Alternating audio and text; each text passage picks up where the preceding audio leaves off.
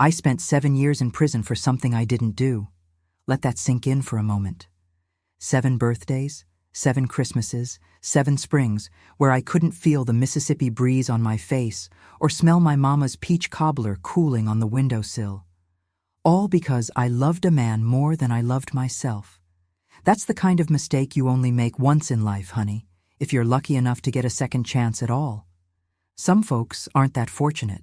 I'm Mary Jean Douglas, Nana Jean to most everyone around these parts, 72 years old now, with hands that show every stitch I've ever sewn and every tear I've ever wiped away.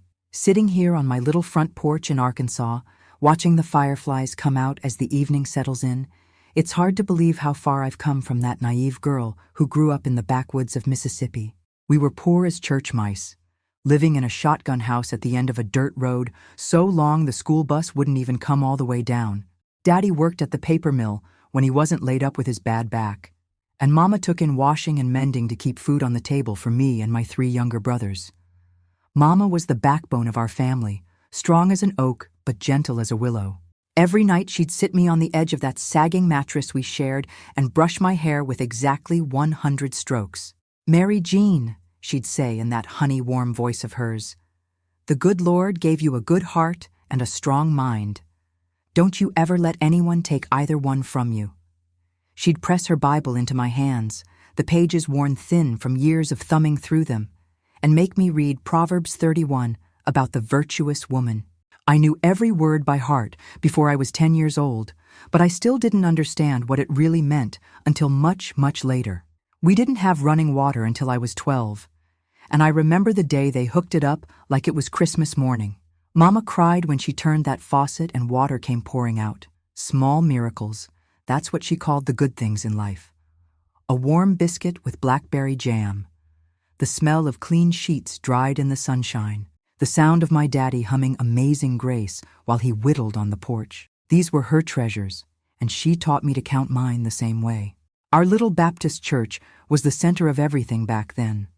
Wednesday prayer meetings, Sunday services, potluck dinners, where everyone brought what little they had, and somehow there was always enough. Pastor Williams would preach about forgiveness and redemption until sweat poured down his face, and we'd all fan ourselves with those cardboard funeral home fans, nodding along even as the Georgia heat made the wooden pews stick to the backs of our legs. I believed every word, that God was watching over me, that good would triumph over evil, that love conquered all. Maybe that's why I fell so hard when the time came. I was a decent student, not the smartest in class, but I worked hard. Made it through high school when a lot of girls my age were already married with babies on their hips. Mama had big dreams of me being the first Douglas to go to college, maybe become a teacher. "You got the patience for it," she'd say, "and Lord knows you're stubborn enough to handle those rowdy kids." But life has a way of veering off the path you think you're supposed to take. One detour, one wrong turn, and suddenly you're lost in the woods without a compass. The summer after graduation, Mama got sick. Cancer, they said. It ate her up from the inside out, fast as wildfire. 6 months from diagnosis to funeral. I watched her waste away on that same bed where she'd brushed my hair all those years. Her once strong hands now like bird claws clutching at the quilt her grandmother had made. The medical bills piled up faster than autumn leaves. College dreams disappeared like morning mist. Instead, I took a job at the Piggly Wiggly in town, bagging groceries and working the register. It wasn't much, but it helped keep the lights on after she passed. Daddy was never the same after we buried Mama. Started drinking more, talking less. My brothers scattered like dandelion seeds in the wind, one to the army, one to a cousin's farm in Alabama, the youngest to wherever the road took him. I stayed behind because somebody had to. That's what good daughters do, isn't it? They stay, they sacrifice, they endure. By 23, I was still living in that same shotgun house, taking care of Daddy and working 6 days a week. My high school friends were all married or moved away. Some nights, I'd sit on the porch swing with only the moths and mosquitoes for company, wondering if this was all my life would ever be. A small-town girl in a small-town world, watching other people's happiness through the grocery store window. I'd count my small miracles like Mama taught me, but the list kept getting shorter. That's when Billy Carter walked into my life, like a match strike in a dark room. Handsome doesn't begin to describe him. Tall and lean, with eyes the color of Kentucky bourbon and a smile that could melt butter at 20 paces. He came through the checkout line at the Piggly Wiggly with a carton of Marlboros and a case of Coca-Cola, and when our fingers touched as I gave him his change, I swear I felt electricity run straight up my arm and into my heart. I didn't know then that what felt like a spark of life was actually the beginning of a slow burn that would eventually reduce everything I knew to ashes. "You're the prettiest thing I've seen since crossing the state line," he said, leaning on the counter while the line of customers behind him grew restless. "How about I take you to dinner sometime? Show you there's more to life than this checkout lane." Looking back now, I should have seen the warning signs. The way his charm switched on and off like a light bulb. How he never quite answered direct questions about his past or his family. The restlessness in his eyes, like a wild animal always looking for escape routes. But love, or what I thought was love, has a way of blinding you to the truth that's standing right in front of your face. And Lord knows, I was ready to be blinded. Ready to believe in something that felt like hope.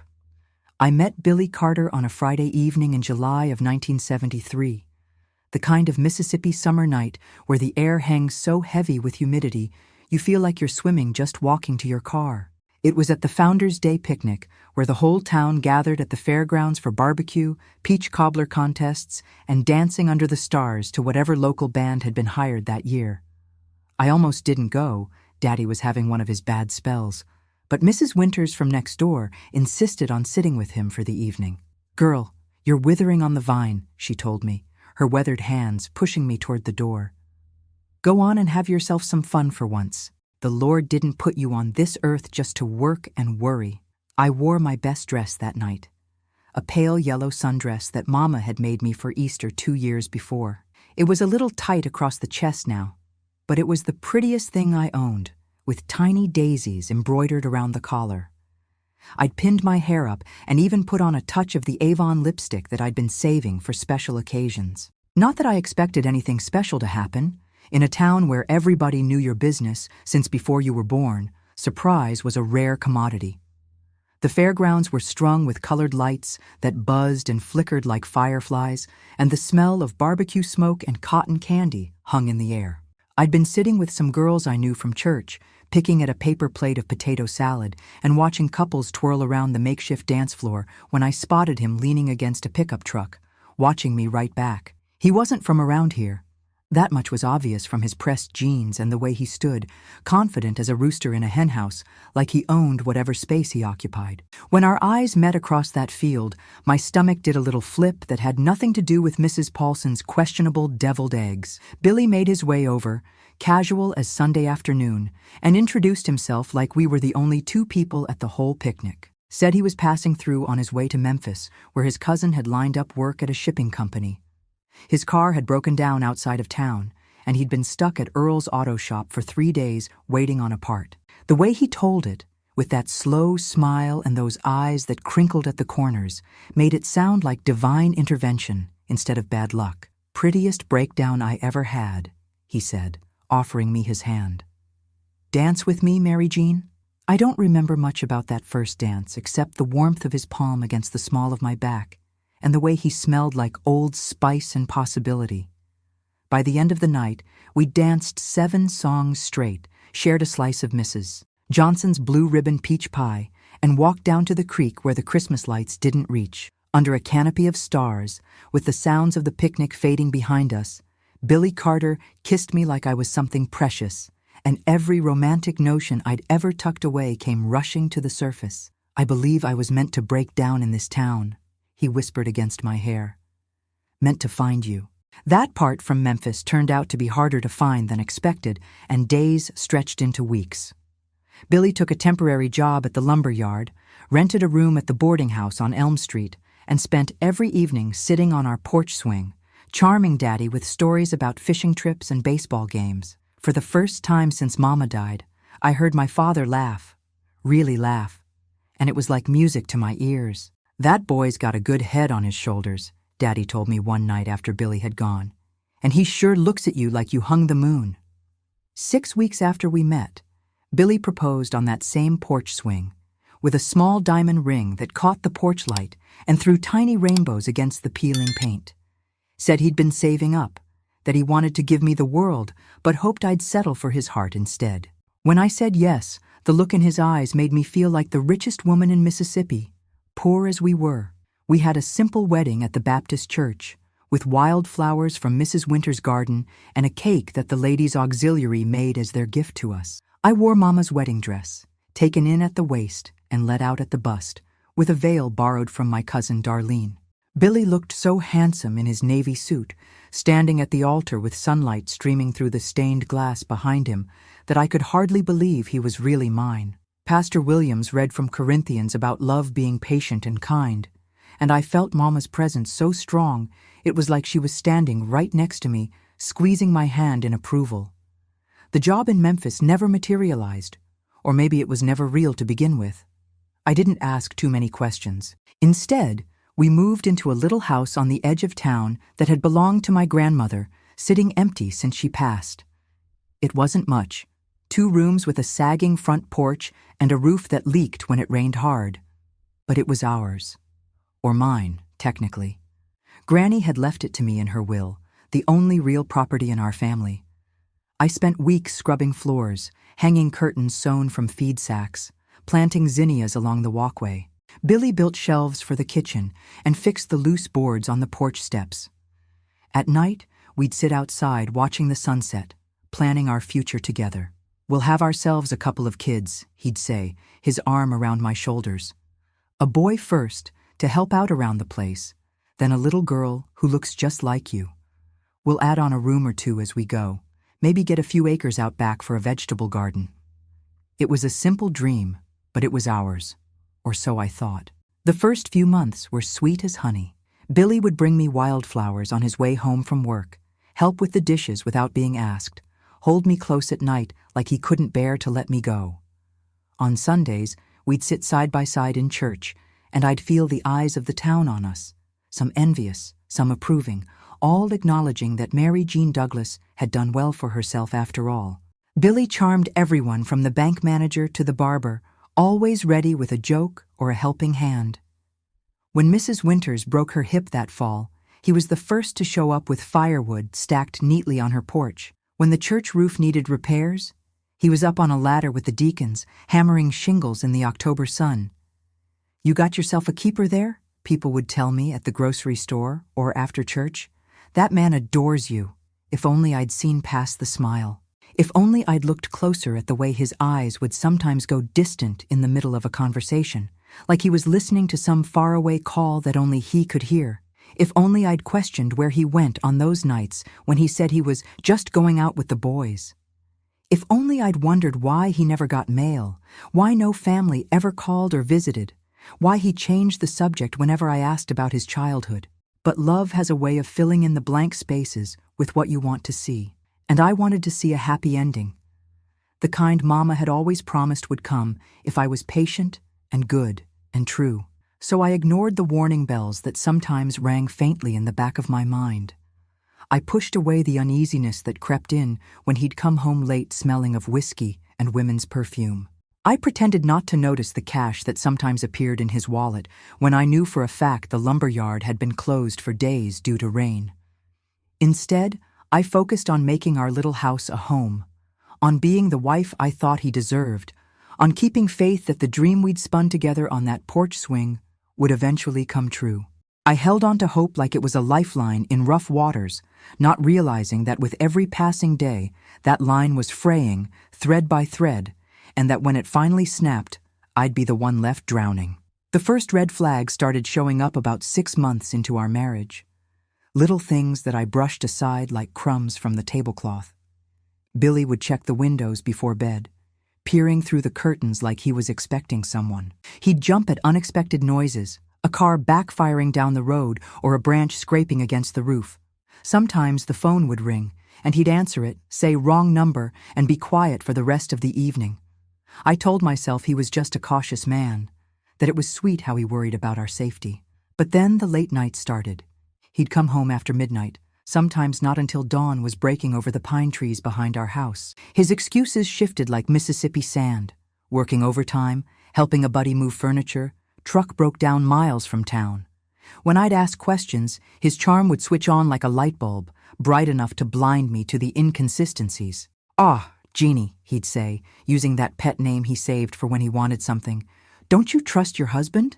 After everything I do for us?" And then he'd pull me close, kiss me until my suspicions melted away, make promises about saving for a better life that sounded so good I couldn't help but believe them. The smell of another woman's perfume clung to his collar one Thursday night in November, something flowery and cheap, nothing like the Avon I dabbed behind my ears on special occasions. When I mentioned it, his face changed, the warm honey of his eyes hardening to amber. "You calling me a liar, Mary Jean?" he demanded, his voice gone cold as January rain. "That what you think of me? That I'd step out on my own wife?" I backpedaled faster than a crawfish in hot water. "No, of course not.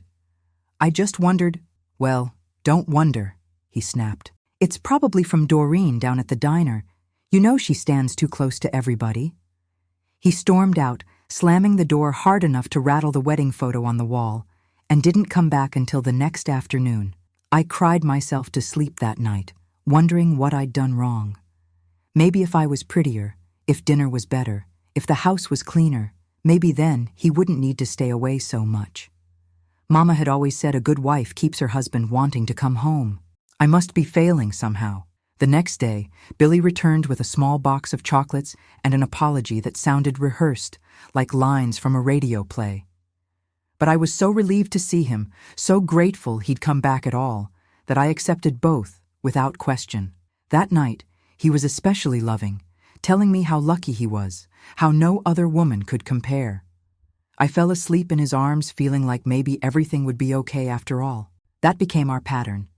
Tensions rising, Billy disappearing, me worrying myself sick, him returning with some small peace offering and sweet words that erased all the hurt.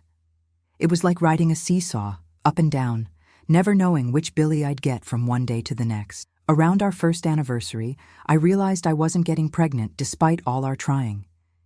Each month when my time came, I'd hide my disappointment, but inside I was crumbling. A baby would fix things, I was sure of it. A child would give Billy a reason to stay home, to be steady, to build that future he was always talking about. "Maybe there's something wrong with me," I confessed one night, tears tracking down my cheeks. We were sitting on the porch swing, fireflies blinking in the gathering darkness. "Maybe I can't give you children." Billy's face clouded over. "Don't talk like that. Ain't nothing wrong with you." But I saw something in his eyes, relief maybe, that left me cold despite the warm spring air. "Kids are expensive anyway. Better we save up first, get ourselves established." But established seemed more distant with each passing month. Money disappeared faster than it came in. Bills piled up on the kitchen counter, past due notices from the electric company, the mortgage payment Daddy had co-signed stretching thinner as Billy's work at the lumberyard became more sporadic. Sometimes he'd come home with unexpected cash, tossing bills on the table with a grin. "Don't you worry about where it came from," he'd say when I asked. "Just be happy we can pay the power bill this month." I started taking in mending and alterations, a skill Mama had taught me from childhood, to help make ends meet. Ladies from church would bring over dresses that needed hemming, pants with torn seams, wedding gowns that needed letting out or taking in. I'd sit at Mama's old Singer sewing machine for hours, the steady rhythm of the needle drowning out the worry in my head. The extra money wasn't much, but it was something I could count on, something solid in a life that was feeling more uncertain by the day. Billy didn't like it.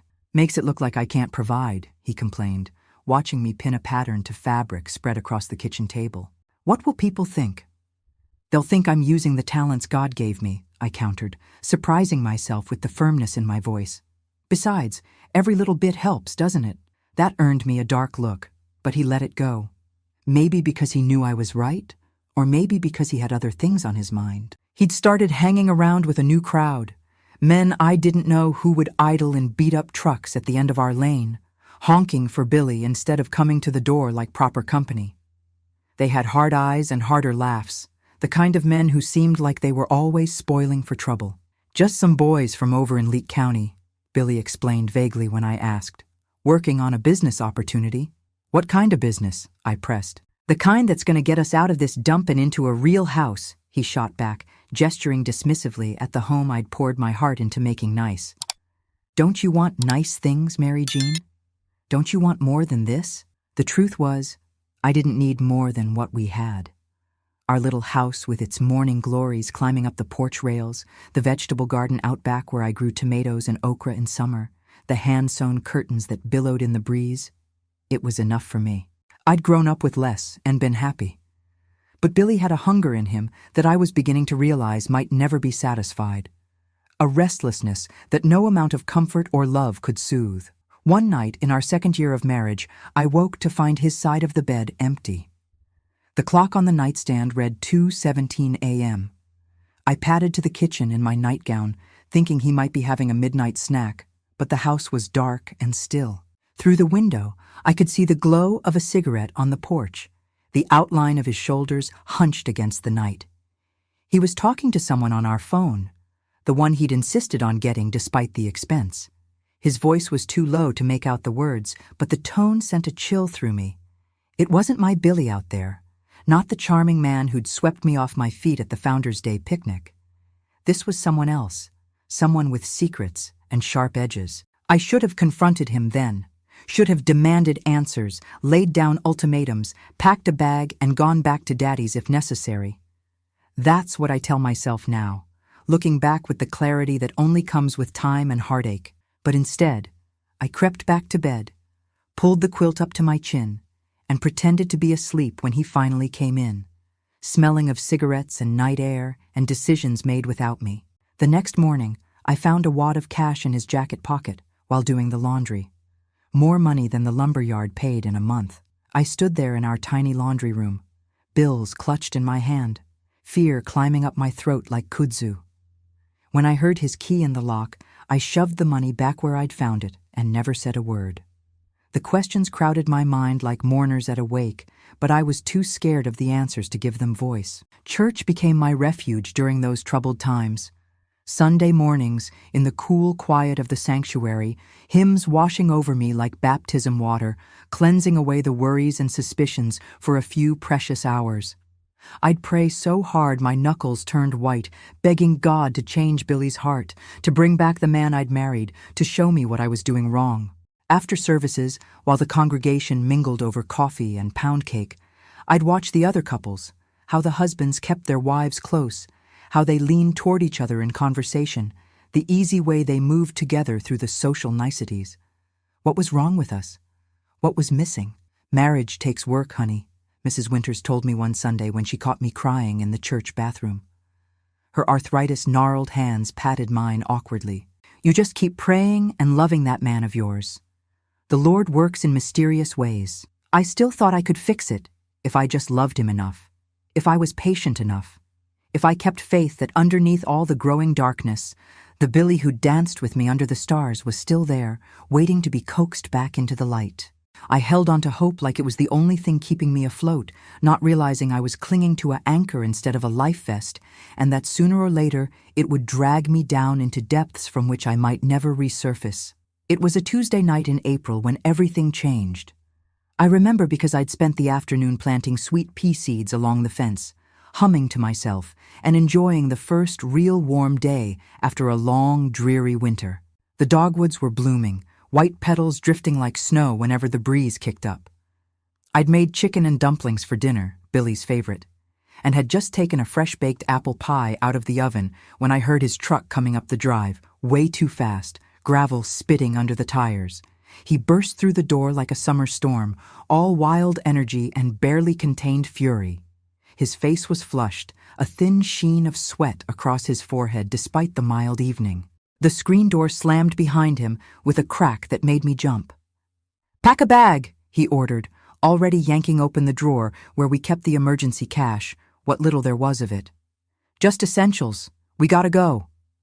My hands froze on the dish towel I was holding. "Go where?" "Billy, what's happened?"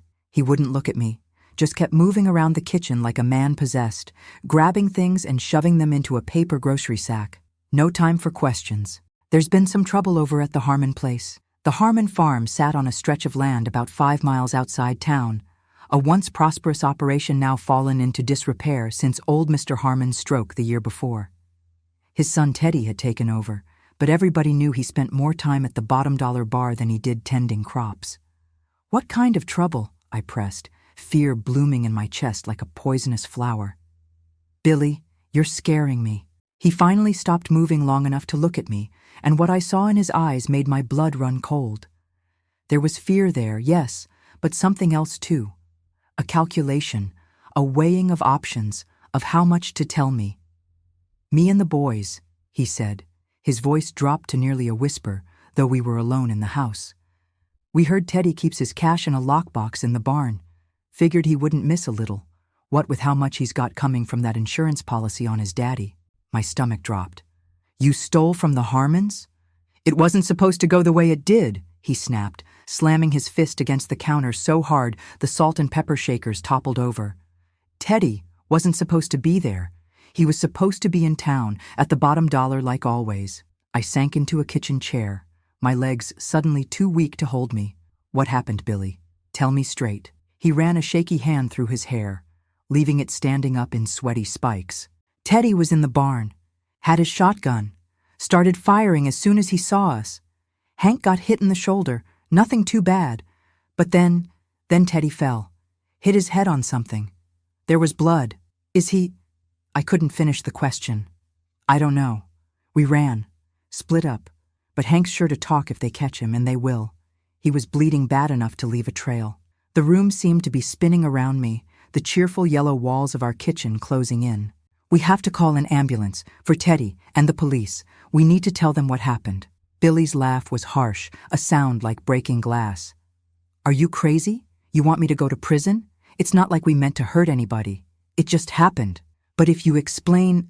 Explain what? That we were robbing him? That's still a crime, Mary Jean. I stood up on trembling legs, trying to think through the panic clouding my mind. Then we'll get a lawyer. We'll figure it out. Running will only make it worse. For a moment, I thought he might listen. His shoulders sagged, and he looked around our little kitchen. At the pie cooling on the windowsill, the fresh flowers I'd put in a jelly jar on the table, the cross-stitch sampler Mama had made that hung by the door. Bless this home with love and laughter. This was our life. Imperfect, struggling, but ours. Was he really ready to throw it all away? Then we heard the sirens in the distance, and whatever moment of clarity he'd been approaching vanished like morning mist. His eyes went hard, and I saw a stranger looking at me through my husband's face. I'm not going to jail, he said flatly. I can't. Before I could respond, car doors slammed outside. Flashlight beams cut through our front windows. Voices called out official warnings. Billy's eyes darted around the room like a trapped animal's, finally settling on me with an intensity that made me step back. Mary Jean, he said, his voice suddenly gentle, almost like the Billy I'd fallen in love with. You know I've never asked you for much. It was such a blatant lie that I almost laughed, despite the horror of the moment. He'd asked for everything. My heart, my trust, my home, my loyalty. And I'd given it all without question. If they ask, he continued, edging toward the back door that led to the woods behind our property, you don't know where I've been tonight. I was never here. You haven't seen me since this morning. The knocking at our front door became pounding. Police, open up. Please, Mary Jean. Billy's eyes were wide, pleading. Just buy me some time to get away. That's all I'm asking. I'll send for you when it's safe. I knew in that moment I was standing at a crossroads. One path led to truth, to owning up to whatever consequences might come, to standing in the light even if it burned. The other led deeper into the darkness I'd been sinking into ever since I'd ignored those first warning signs. It should have been an easy choice. But love, even the broken, misguided kind, can make fools of the wisest people. And I had never claimed to be wise. Go, I whispered, tears streaming down my face. Out the back, take the path through the Wilsons' property. Their old hunting cabin might be empty this time of year. Relief washed over his face. He grabbed my shoulders, planted a hard kiss on my forehead. That's my girl. I'll make this up to you. I swear on my life. And then he was gone. slipping out the back like a shadow just as the front door burst open. Sheriff Donovan stood in my living room, flanked by 2 deputies, his weathered face grim beneath the brim of his hat. I'd known Jim Donovan since I was a child. He'd been a deputy when I was in school, had helped Daddy once when our old truck broke down in a thunderstorm. He looked at me now with a mixture of suspicion and pity that made my insides twist. "Evening, Mary Jean," he said, removing his hat. "Need to have a word with your husband. He around?" I thought of Billy, probably crashing through the underbrush behind our house right that very moment. I thought of Teddy Harmon bleeding on the floor of his barn. I thought of my mama, who'd raised me to tell the truth even when it hurt. And then I did the most foolish thing of my entire life. "Billy," I said, summoning every ounce of acting ability I possessed. "I haven't seen him since breakfast. We had words, and he stormed out. Said he might go fishing with some friends." I gestured vaguely toward the kitchen. "I've been here all day, baking. Is something wrong?" Sheriff Donovan's eyes narrowed slightly. "Mind if we have a look around?" "Not at all," I said, the lie coming easier now that I'd crossed that line. "Can I ask what this is about?" While the deputies searched our small house, Sheriff Donovan explained that there had been an incident at the Harmon place. Teddy was alive but unconscious, with a nasty head wound.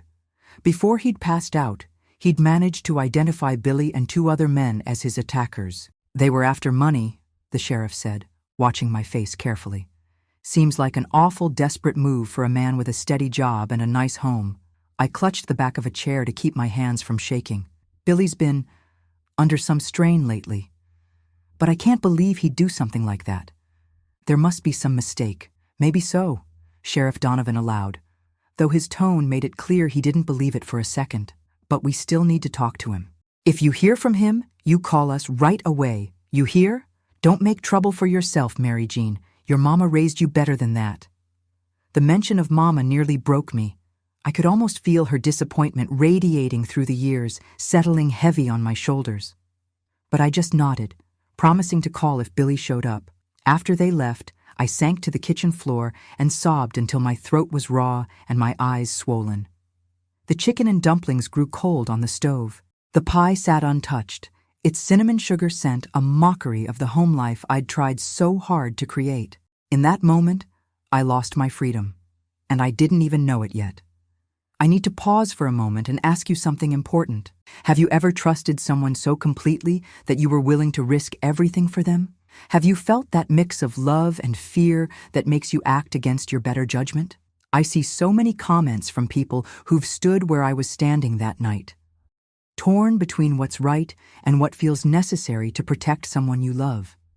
If this part of my story has touched something in you, please leave a comment saying, "I should have chosen myself." Your words might help someone else realize they deserve better before it's too late. I read every comment, and I promise you, sharing your truth helps heal not just yourself, but others walking this same difficult path. Now, let me tell you what happened next. 3 days after Billy disappeared into the woods behind our house, I was arrested as an accessory after the fact. Sheriff Donovan stood in our living room again, this time with handcuffs and a face full of regret.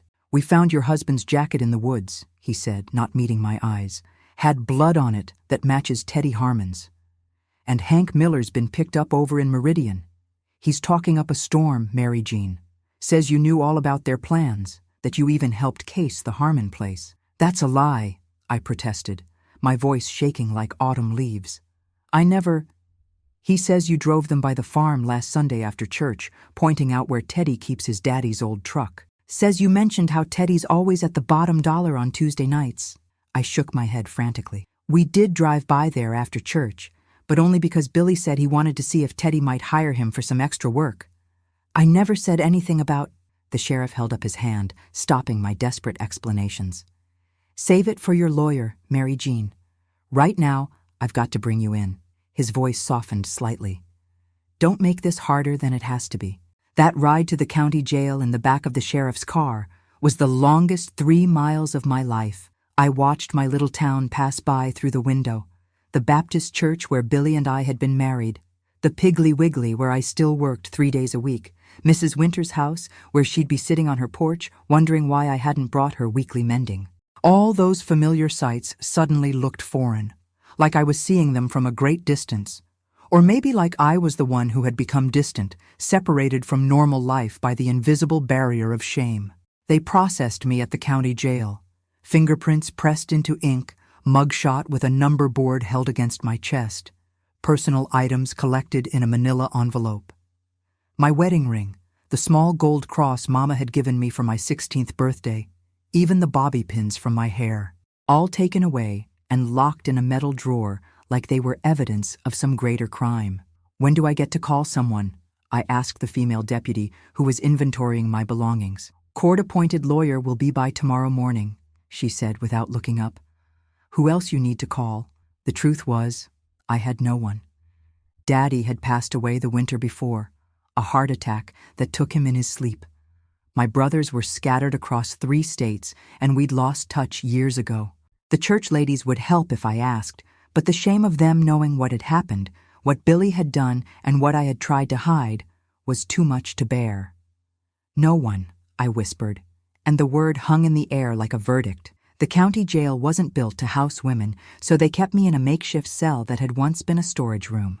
A narrow cot with a thin mattress, a metal toilet with no privacy screen, a small barred window set too high to see anything but a patch of sky. 3 meals a day on plastic trays, lukewarm coffee in styrofoam cups, shower privileges every other day under the watchful eye of a female deputy. The court-appointed lawyer was a young man named David Grayson, fresh out of law school with a shiny briefcase and shoes that had never seen real work. He sat across from me in the visitation room, flipping through my file with a furrowed brow. Mrs. Carter, he began, adjusting his tie. The situation is complicated. They're charging you as an accessory after the fact in the assault and attempted robbery of Theodore Harmon. There's also a potential obstruction of justice charge for lying to the police about your husband's whereabouts. But I didn't know what Billy was planning, I insisted, leaning forward. I had no idea until he came home that night. David Grayson gave me a look that I would come to know well over the following weeks, a mixture of disbelief and pity. The problem is, Mrs. Carter, that Hank Miller says otherwise, and your husband is nowhere to be found to corroborate your story. Can't we wait until they find Billy? He'll tell them I wasn't involved. The young lawyer's laugh held no humor. With all due respect, ma'am, I wouldn't hang my hopes on the testimony of a man who left his wife to take the fall for his crimes. His words stung like a slap. Until that moment, some part of me had been clinging to the belief that Billy would come back, that he wouldn't just abandon me to face this alone, that the man I'd married, the one who'd brought me wildflowers and promised me the world, was still in there somewhere, and that he would make things right. Hearing it stated so plainly that Billy had sacrificed me to save himself made the truth impossible to ignore any longer. What's going to happen to me? I asked, my voice small in the echoing room. We'll fight the charges, of course, David said, but his tone lacked conviction. But given the evidence and witness testimony, I think we should consider a plea deal. 2 months later, I stood before Judge Wilson, a stern man with bushy eyebrows who'd known my father, and pleaded guilty to accessory after the fact. The obstruction charge was dropped in exchange. David Grayson had negotiated the best deal he could, but Mississippi in 1976 wasn't known for its leniency, especially not for women who helped their criminal husbands escape justice. Mary Jean Carter, Judge Wilson intoned, peering at me over his reading glasses. This court sentences you to 7 years in the custody of the Mississippi Department of Corrections. 7 years. The words echoed in my head like church bells. 7 years of my life, gone. I was 26 years old. By the time I got out, I'd be 33. The prime of my life would be spent behind bars, all because I'd loved a man who didn't deserve it, who didn't even love me enough to stick around when things got tough. They took me to the Central Mississippi Correctional Facility in Rankin County, a women's prison that housed everyone from check forgers to murderers. The processing there made the county jail seem almost gentle. Strip search, delousing shower, scratchy uniform that hung like a flour sack, a number assigned to replace my name. Mary Jean Carter disappeared that day, replaced by inmate Jafir 45873. The first night in the dormitory, a long room with 20 metal bunks, the air heavy with cigarette smoke and desperation, I curled into myself on the top bunk I'd been assigned and tried not to let anyone see me cry. But in a place like that, weakness is like blood in shark-infested waters. You learn to swallow your tears, to keep your face neutral, to blend into the cinderblock walls as much as possible. "First night's the worst," a voice said from the bunk below mine. "After that, it's just one foot in front of the other." Her name was Linda Mae Washington, a heavy-set black woman in her 40s, serving 5 years for check fraud. She'd been inside for 3 years already and knew every unwritten rule of prison life: which guards could be trusted, which women to avoid, how to make a shiv out of a toothbrush if necessary, though she assured me she never had. "What you in for, baby girl?" she asked me that first night, her voice a low rumble that somehow didn't carry to the other bunks. "Accessory after the fact," I whispered back. "My husband robbed a man. I lied to the police about where he was."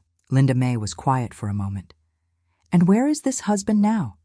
"I don't know," I admitted, the words like ashes in my mouth. She hummed. "Let me guess. He promised he'd come back for you? Said he'd turn himself in once you were safe?" The accuracy of her guess made my breath catch. "How did you know?" Her laugh was soft but without mirth. "Baby girl, half the women in here are doing time for some man's crimes, tale as old as time.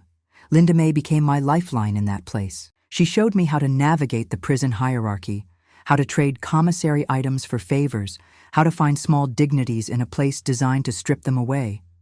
She taught me to sew using the industrial machines in the prison workshop, where we made uniforms for state employees 8 hours a day, 5 days a week. "You got a natural talent," she told me, after watching me take in a guard's uniform jacket with neat, even stitches. "Your hands know what they're doing, even if your heart's been fool." The routine of prison life became my anchor. Breakfast at 6 a.m., work detail from 8 to 4, dinner at 5, lockdown at 9. The days blurred together, marked only by the changing seasons glimpsed through barred windows and the occasional letter from Mrs. Winters, who wrote faithfully every month with news from home. Teddy Harmon had recovered from his injuries. The lumber yard had hired a new man from out of state. The Baptist church had gotten a new organ. Life in our little town continued without me, the ripples of my absence fading with each passing month. I waited for a letter from Billy, a phone call, some sign that he remembered I existed, that he knew I was paying for his crimes. But nothing came. It was as if he had vanished from the face of the earth, taking with him every promise, every sweet word, every future we'd planned on our porch swing under the Mississippi stars. In my 3rd year behind bars, I stopped writing my last name as Carter on my sparse correspondence. I went back to Douglas, reclaiming the name I'd been born with, the one that connected me to Mama and Daddy and a life before Billy. It was a small act of rebellion, meaningless to anyone but me, but it felt like the first step towards something like healing. The prison chaplain, a kind-eyed man named Reverend Thomas, noticed the change on the sign-up sheet for Bible study.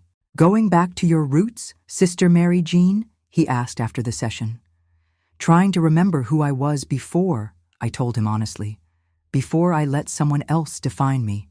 He nodded, understanding in his weathered face. The prodigal son had to remember his father's house before he could find his way back. Sometimes we need to recall who we were meant to be. I threw myself into work at the sewing shop, earning a reputation for quality and attention to detail that eventually led to a position as lead seamstress. It wasn't much, but it was something that belonged to me alone, a skill that couldn't be taken away when everything else had been. Linda Mae watched my transformation with approving eyes. "You coming into your own, baby girl," she told me one night, our voices low in the darkness of the dormitory. "Took a wrong turn to get here, but maybe this is where you needed to be to find your backbone." "I'd rather have found it somewhere else," I replied, but there was no bitterness in my voice anymore, just a tired acceptance and perhaps the faintest glimmer of something like purpose. When Linda Mae was released 2 years before my sentence ended, she pressed a scrap of paper into my hand during our goodbye. "My sister's address in Memphis," she explained. "You write to me when you get out. Maybe we can start a little sewing business, you and me. Something honest." I held on to that scrap of paper like it was a deed to a mansion, a tangible connection to a future beyond concrete walls and guard towers, a reminder that someday I would walk out of that place, that life would continue somehow, despite everything I'd lost. By my 5th year, I had earned enough trust to work in the prison library, a small room with dog-eared paperbacks and outdated encyclopedias. I read voraciously, traveling to places I'd never see in person, learning about worlds beyond the pine woods of Mississippi. I helped other inmates write letters home, taught basic reading to those who'd never had the chance to learn, found purpose in the small kindnesses that were possible even in a place designed to crush the spirit. The women around me had their own stories, some heartbreaking, some shocking, all human. There was Jolene, who'd killed her husband after years of beatings that the law had ignored.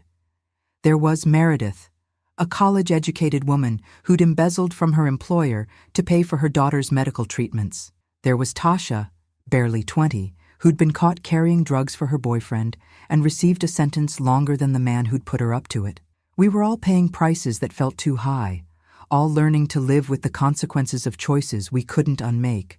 In their faces, I sometimes saw reflections of myself, the woman who had loved too blindly, trusted too completely, given too much of herself away. They took everything, but I held on to myself. Piece by piece, day by day, I rebuilt the person I was meant to be from the ruins of the one I had become. Not the naive girl who'd danced under fairground lights, nor the desperate woman who'd lied to protect a man who didn't deserve it, but someone new. Someone harder at the edges but softer at the core. Someone who understood the value of truth and the cost of compromise. February 14th, 1983, Valentine's Day. 7 years to the day after my arrest, I stood at the gates of Central Mississippi Correctional Facility with everything I owned in a cardboard box. 2 pairs of jeans, 3 cotton blouses, underwear, socks, a Bible with my name written in the front cover, a few dog-eared paperbacks, and the address of Linda May's sister in Memphis scrawled on a worn piece of paper. The prison-issue coat was too thin for the winter chill, but I didn't care.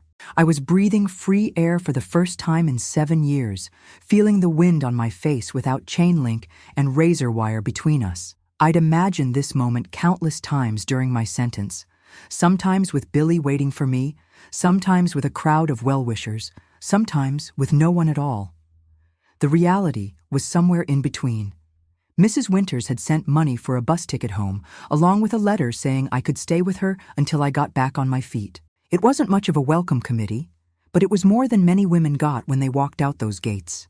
A corrections officer drove me to the bus station in Jackson, barely speaking a word the whole 30-minute ride.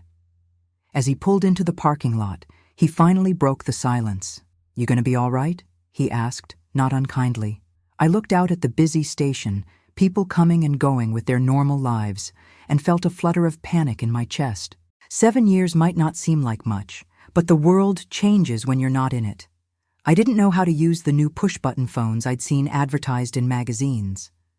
I'd never used an ATM. I'd heard about something called VCRs that let you watch movies at home. Everything felt strange and slightly threatening, but I nodded anyway. "Yes, sir. I believe I will." He handed me my release papers and the $25 in gate money that the state provided to newly released inmates. "Good luck to you, then."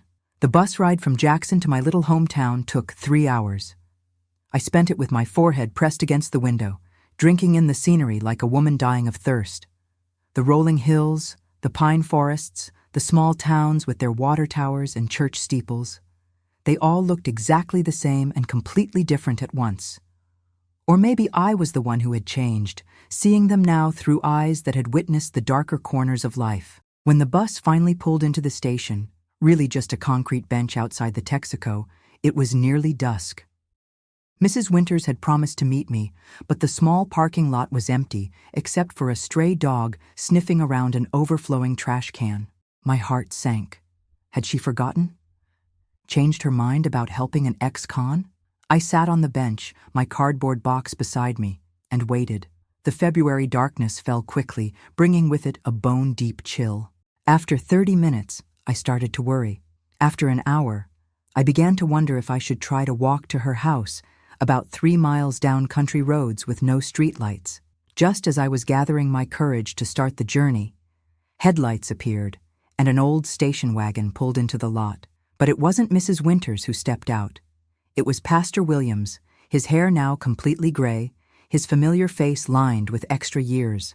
"Mary Jean," he said, hurrying toward me. "I'm so sorry to be late. Eloise, Mrs. Winters, took a fall this morning. She's at the county hospital with a broken hip. She was beside herself about not being able to meet you, made me promise to come instead." Relief and worry warred in my chest. "Is she going to be all right?" "Doctor says she'll recover, but she's going to need rehabilitation. Might be in the hospital for a couple of weeks." He picked up my box and gestured toward his car. "She insisted I bring you to her house anyway. Said everything's ready for you there." The drive through town was surreal. Some things hadn't changed at all. The courthouse square with its Confederate monument, the Baptist church where I'd been married, the elementary school with its flagpole and swing sets. But there were new businesses, too. A video rental store, a fast food restaurant I didn't recognize, a shopping center on what used to be the old Miller property. "Town's growing," Pastor Williams commented, following my gaze. "Got a new highway coming through next year. Folks from the city buying up land for weekend places." I nodded, not trusting my voice. This had been my home once, but now I felt like a ghost, haunting places that had moved on without me. The familiar landmarks only emphasized how much I no longer belonged. Mrs. Winter's little house on Magnolia Street looked exactly as I remembered. White clapboard with green shutters, roses dormant for winter along the front walk, porch swing swaying gently in the evening breeze. Pastor Williams used the spare key hidden under a flower pot to let us in. "She left some groceries for you," he explained, flipping on lights as we moved through the tidy rooms. "And there's a casserole in the fridge. She said to tell you the guest room is all made up, and you're to stay as long as you need." The guest room was small but cozy, with a patchwork quilt on the double bed and curtains that matched the bedspread. On the dresser was a vase of fresh daisies with a note propped against it. "Welcome home, Mary Jean. Rest well. We'll talk tomorrow. Eloise." After Pastor Williams left, promising to check in the next day, I sat on the edge of the bed and looked around the quiet house. The clock on the bedside table ticked loudly in the silence. A neighbor's dog barked somewhere down the street. A car drove past, its headlights briefly illuminating the room through the thin curtains. Normal sounds. Everyday life continuing as it always had. I should have felt grateful, should have dropped to my knees and thanked God for this soft bed, this warm house, this second chance. Instead, I felt hollow, disconnected, like I was watching someone else's life through a window. 7 years in prison had changed me in ways I was only beginning to understand. I didn't know how to be free anymore, didn't know how to be Mary Jean Douglas again, instead of inmate 45873. I slept fitfully that first night, waking in panic several times, momentarily forgetting where I was. Without the sounds of the dormitory, other women breathing, shifting in their bunks, occasional muffled sobs, the silence was deafening. I finally gave up around dawn and made a pot of coffee, sitting at Mrs. Winter's kitchen table as the sun rose on my first full day of freedom. After breakfast, I decided to walk into town. I needed to start looking for work, needed to begin the process of building some kind of life. Mrs. Winters had left a $20 bill on the counter with another note. "For expenses until you get settled." I tucked it into my pocket, feeling both grateful and uncomfortably beholden. The morning was clear and cold, my breath making clouds in the air as I walked the familiar route to Main Street.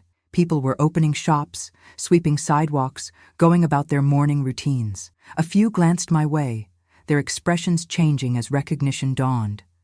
Some nodded politely, others quickly looked away. No one spoke to me.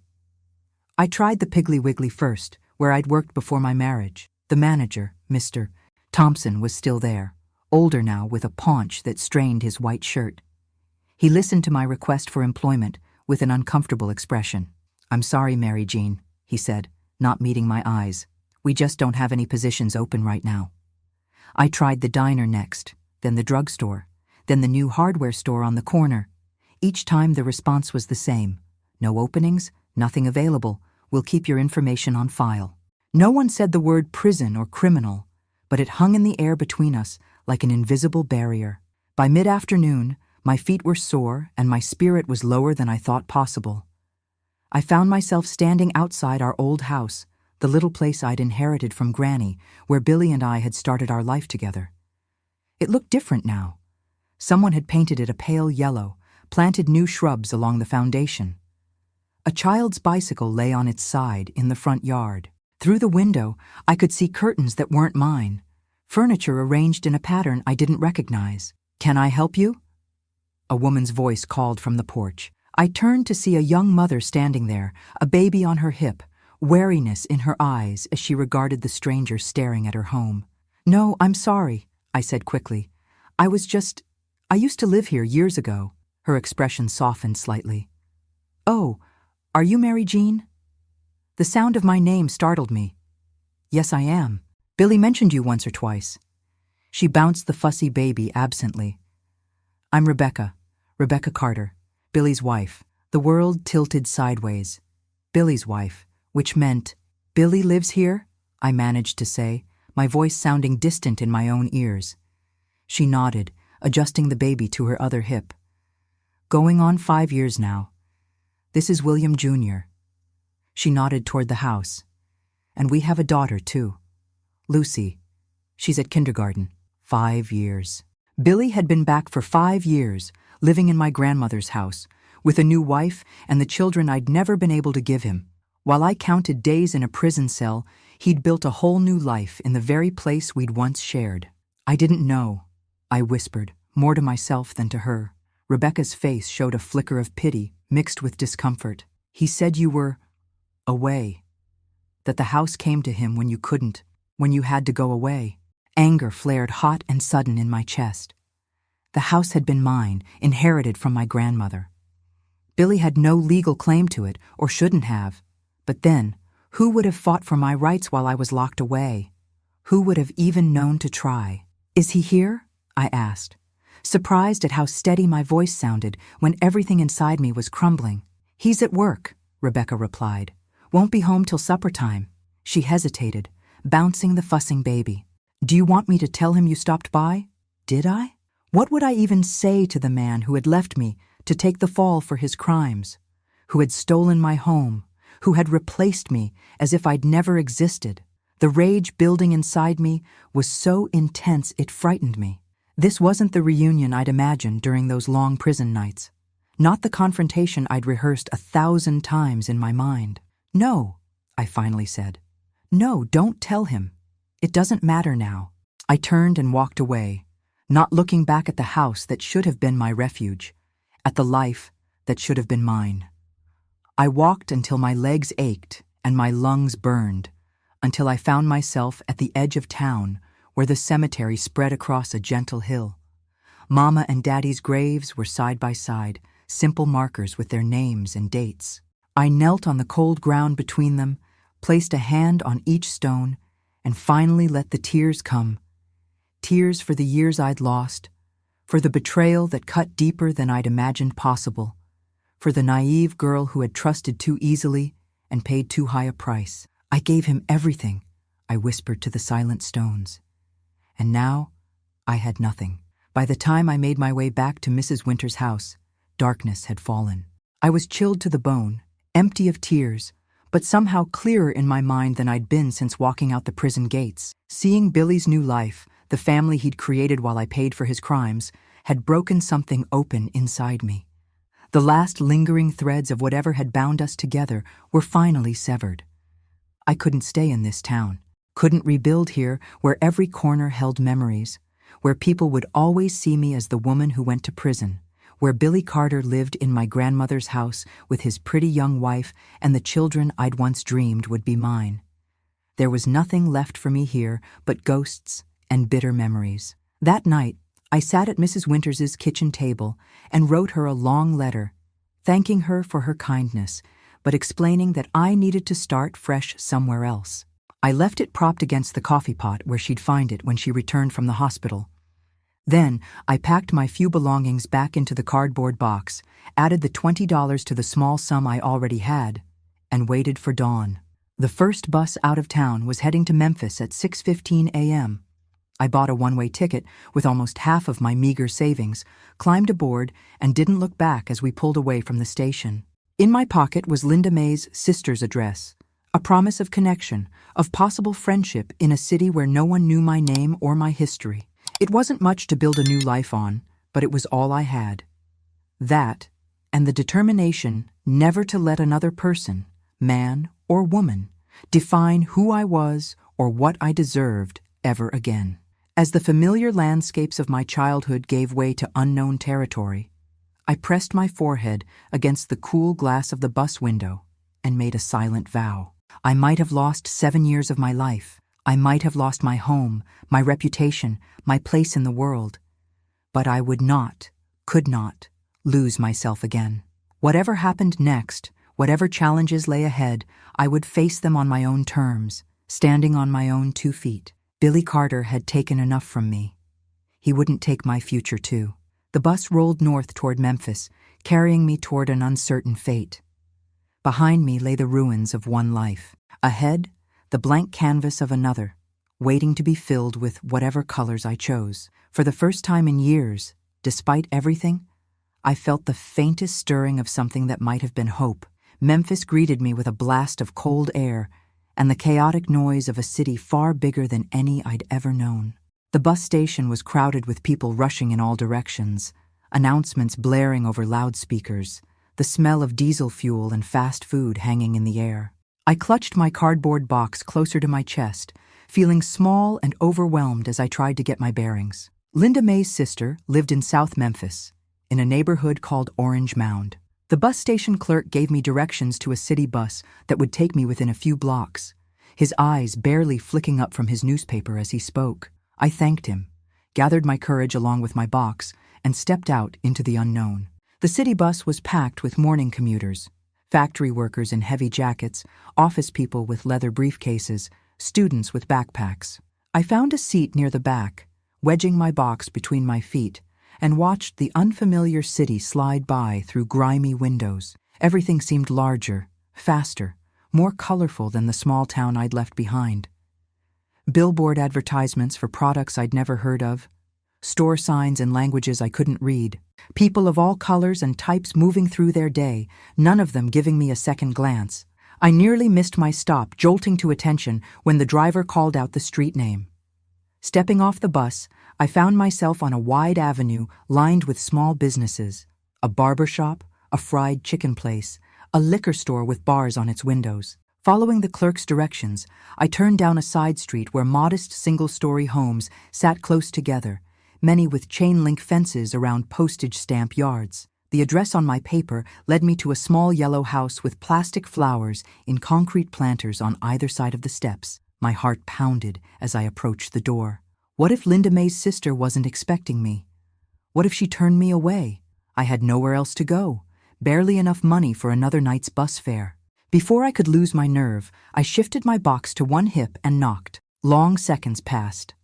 I was about to knock again when the door swung open, revealing a short, round woman with Linda May's same broad face and shrewd eyes, her hair wrapped in a colorful scarf. "You must be Mary Jean," she said, looking me up and down. "Linda May said you might be coming. Didn't know it'd be today, though." "Yes, ma'am," I managed. "I hope it's not an inconvenience." She studied me a moment longer, then stepped back from the door. "I'm Odetta Washington. Come on in before you freeze to death. Nothing but skin and bones, aren't you?" The house was warm and smelled of something delicious cooking, onions and spices that made my empty stomach growl audibly. Odetta led me through a small living room crowded with furniture and family photos to a kitchen where a pot bubbled on the stove. "You hungry?" she asked, though it wasn't really a question. She was already reaching for a bowl. "Got some gumbo going. Linda May said you like to eat." "Yes, ma'am. Thank you." I set my box down carefully by the kitchen table, suddenly conscious of how little I owned in the world. "And stop with the ma'am business. I ain't that much older than you." She filled a bowl with steaming gumbo and set it in front of me with a chunk of cornbread. "Linda May said you needed a place to land for a while. Said you're good with a needle and thread." I nodded, savoring a spoonful of the rich gumbo. After years of prison food, The complex flavors were almost overwhelming. I worked in the prison sewing shop, was lead seamstress for the last few years. Odetta made a humming sound as she sat down across from me with her own bowl. Well, that's good, 'cause I got more alteration orders than I can handle. Run a little business out of the back room here. Neighborhood folks bring me their mending, hemming, letting out. I was just telling Linda May I needed some help. She narrowed her eyes at me. You planning to stay in Memphis? The question caught me off guard. I hadn't planned anything beyond finding Linda May's sister. I don't know, I admitted. I just knew I couldn't stay in my hometown anymore. Linda May mentioned something about your husband being back there with some new woman. In your house. The gumbo suddenly tasted like ashes. I set down my spoon. Yes. With 2 children. Odetta's expression softened slightly. Men ain't worth the trouble they bring, if you ask me. Been on my own 20 years since my Jerome passed, and I ain't looked back. She gestured at my bowl. Eat your food. We can talk business after. If you're willing to work and can handle a singer machine, I might have a proposition for you. That first night, I slept on Odetta's pull-out couch, listening to the unfamiliar sounds of the city. Distant sirens, cars passing, neighbors' televisions murmuring through thin walls. Despite the strange surroundings and uncertain future, I slept better than I had since leaving prison. Something about knowing I was hundreds of miles from Billy and the ghost of my old life allowed me to finally relax into real rest. The next morning, Odetta showed me her sewing room, a converted bedroom filled with fabric bolts, 3 sewing machines of different types, a cutting table, and stacks of orders waiting to be filled. She watched critically as I threaded one of the machines and demonstrated my skills on a pair of pants that needed hemming. After 15 minutes, she nodded in approval. You'll do. Here's what I'm thinking. You can stay here, help with the sewing business. I'll pay you by the piece, and you can put some toward room and board until you get on your feet.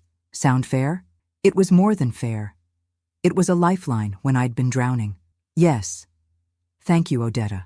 Don't thank me yet, she warned, but there was a smile hiding at the corners of her mouth. I'm a taskmaster. Ask anyone. Now come on, let me show you around the neighborhood before we get to work.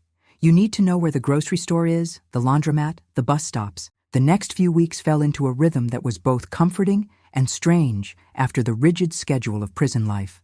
Odetta and I worked side by side in the sewing room most days, me handling the simpler alterations while she tackled the more complex projects. In the evenings, we'd watch television programs I'd never seen before, Odetta patiently explaining the plots of soap operas and sitcoms that had become popular during my incarceration. On Sundays, we attended the Missionary Baptist Church 3 blocks over, where no one knew my past and accepted me simply as Odetta's cousin from Mississippi. My fingers remembered skills my mother and grandmother had taught me long ago. Smocking, embroidery, intricate hand-stitching that machine work couldn't replicate. As word spread about the fine detail work available at Odetta's alterations, we began getting more challenging and lucrative orders. Wedding dress modifications, custom draperies, delicate repairs on heirloom garments. Girls got magic in her hands, I overheard Odetta telling one of her regular customers. The pride in her voice warmed something inside me that had been cold for a very long time. But rebuilding a life after prison wasn't as simple as finding work and a place to stay. Little things tripped me up daily. The overwhelming choices in the grocery store aisles, the startling loudness of public places, the casual physical proximity of strangers on crowded buses. I still woke sometimes in the dark of night, momentarily convinced I was back in my cell. I flinched at sudden noises, kept my back to walls, hoarded small items like soap and matches as if they might be taken away at any moment. And then there were the larger obstacles.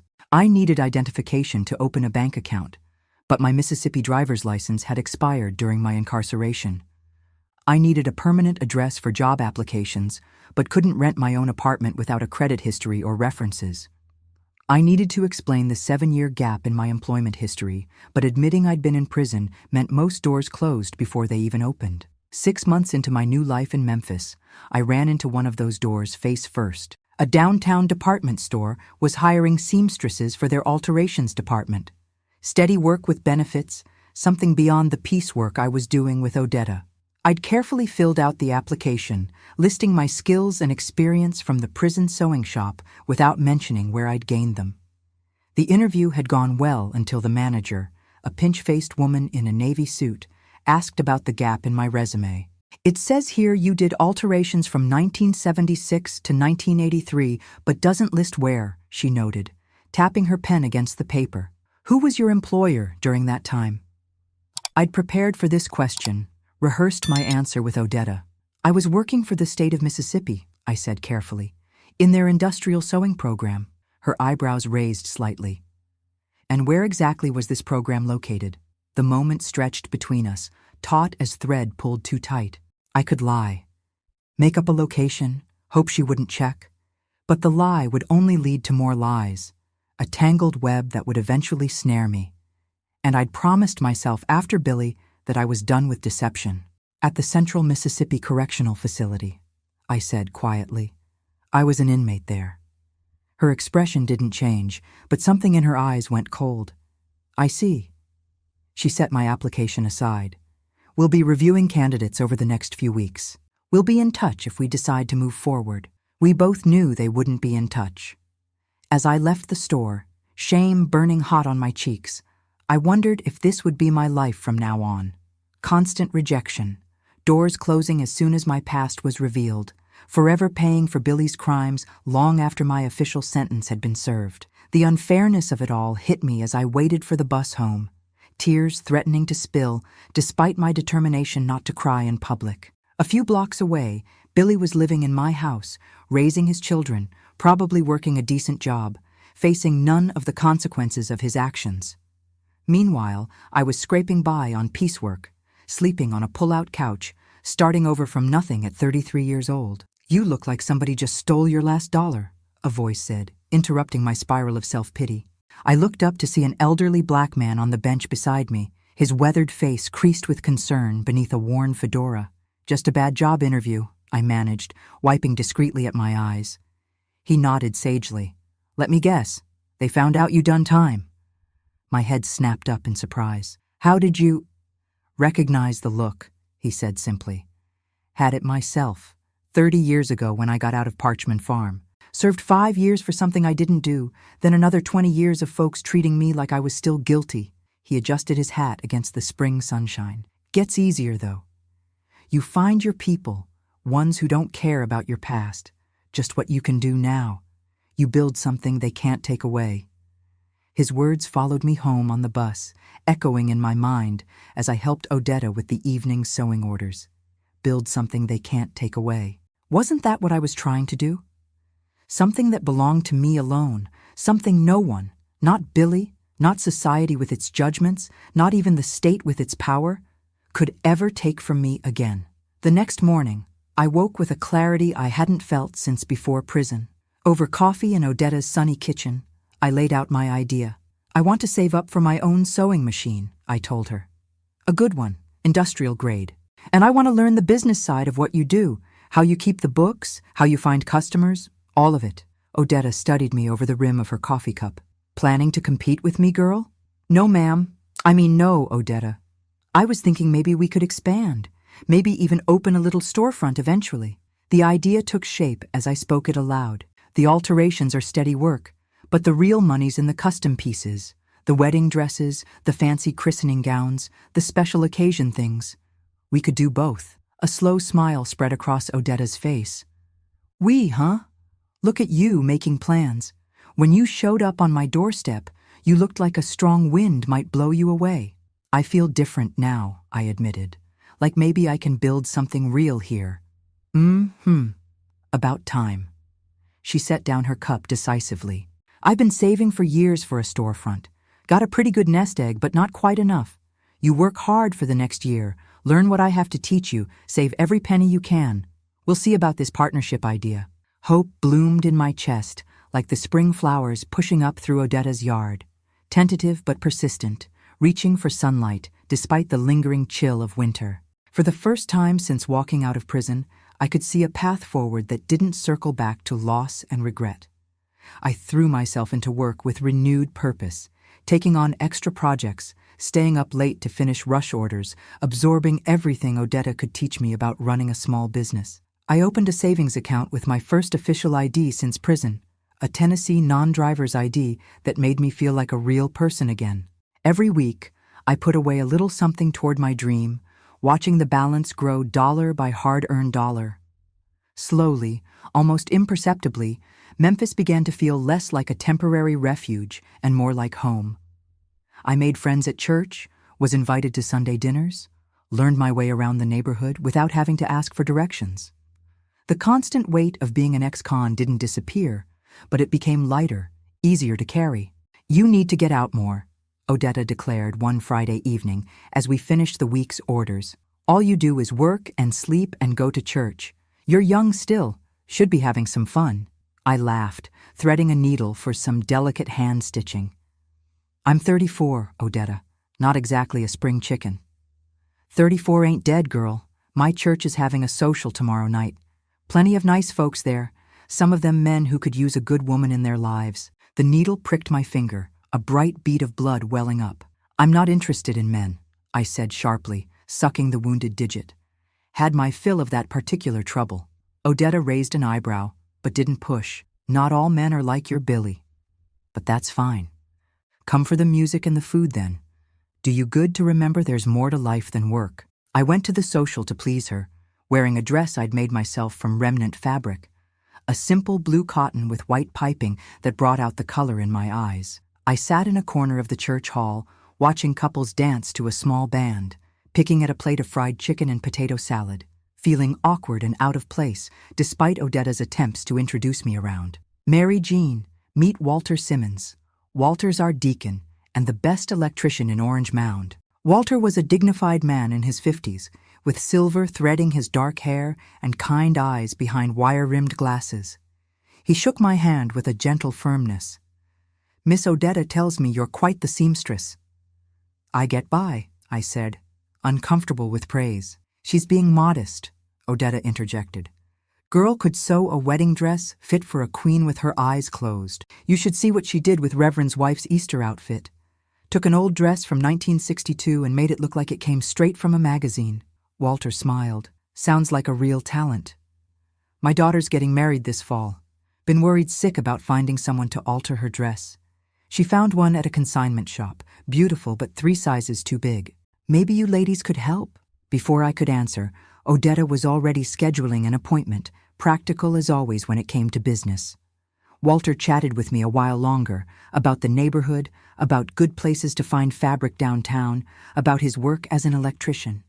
There was nothing romantic in his manner, just friendly interest, but it had been so long since a man had spoken to me like a normal human being that I found myself tongue-tied and awkward. Later, as we walked home under a canopy of stars, Odetta nudged me with her elbow. "See? Was that so terrible? Talking to a man who ain't looking to use you or hurt you?" "It was strange," I admitted, "like I've forgotten how to have a normal conversation." "You'll remember," she assured me, "just like you remembered how to live outside those walls. One day at a time, one step forward." She was right, as she so often was. If I could rebuild my ability to work, to contribute, to plan for a future, maybe I could also rebuild my ability to trust, to connect with others, to be fully human again after years of being treated as less.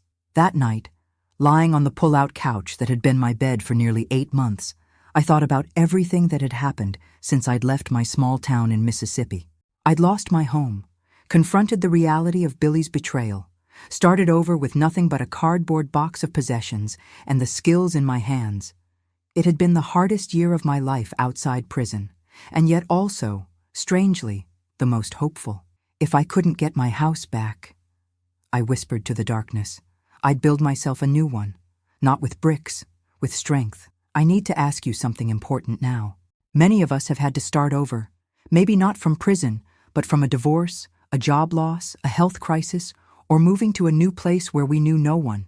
If you've ever had to rebuild your life from the ground up, I'd love to hear about it. What gave you the strength to keep going? What was the hardest part? Please share your story in the comments. Sometimes knowing we're not alone in our struggles is exactly what we need to take the next step forward. Now let me tell you what happened next in my journey. The next 3 years passed in a blur of hard work, small triumphs, and gradual healing.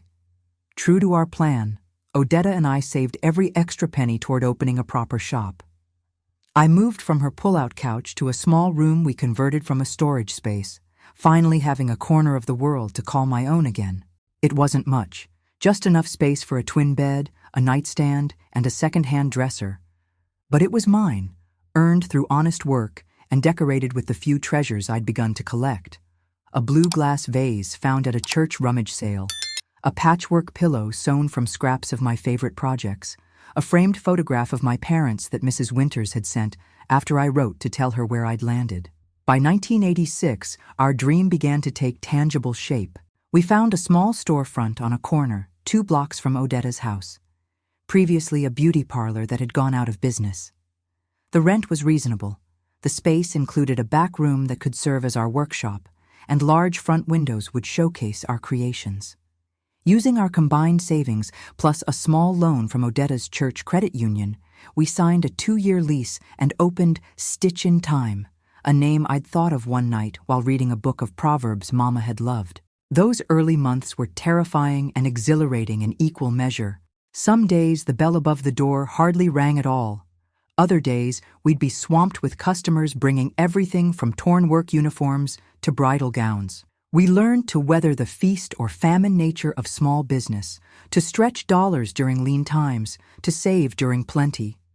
Word of mouth became our best advertisement. When the pastor's daughter got married in a vintage gown I'd lovingly restored, 3 of her bridesmaids brought me their mother's dresses to update for their own weddings. When I created a christening gown from a grandmother's wedding dress for twins born to a prominent family, their photo in the local black newspaper brought in orders from across the city.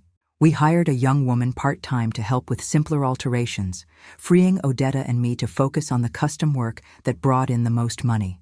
I rarely thought about my past during those busy days. The rhythm of work, the hum of sewing machines, the precise cutting of patterns, the satisfaction of transforming fabric into something beautiful and useful, filled my hours and quieted my mind. At night, exhausted from honest labor, I slept without the nightmares that had plagued me for so long. But the past has a way of circling back, no matter how far you think you've left it behind. It was October 1987, nearly 5 years since I'd walked out of prison. A Tuesday afternoon, unusually warm for autumn. I was alone in the shop, Odetta having gone to pick up a special order of beaded trim from a supplier across town. The bell above the door jingled, and I looked up from the wedding veil I was repairing to see a man standing awkwardly just inside the entrance. He was thin to the point of gauntness, his clothes hanging loosely on his frame. A worn denim jacket, faded jeans, work boots scuffed at the toes. His hair, once dark brown, was now liberally streaked with gray and receding from his forehead. But I would have known those bourbon-colored eyes anywhere, even sunken into a face aged beyond its years. Billy Carter had found me. My hands froze on the delicate lace I'd been mending. For a moment, I thought I might be hallucinating, that the ghost who occasionally still haunted my dreams had somehow manifested in the flesh. But then he spoke, his voice raspier than I remembered but unmistakable. "Hello, Mary Jean." 2 simple words that sent a cascade of emotions through me. Shock, fear, anger, confusion. I'd imagined this moment countless times during my years in prison, rehearsed all the things I would say, the accusations I would hurl, the questions I would demand he answer.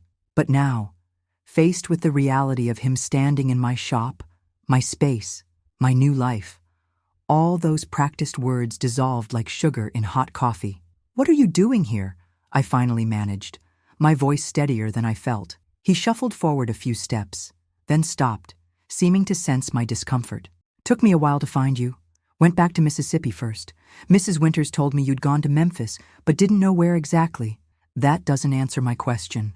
I set down the veil carefully, not trusting my trembling fingers with the fragile antique lace. Billy looked around the shop, taking in the dresses displayed on forms, the neatly organized workstation, the sign over the register that read, "Stitch in Time, Custom Alterations and Designs, O. Washington and M.J. Douglas," Proprietors. Nice place you got, he said, almost wistfully.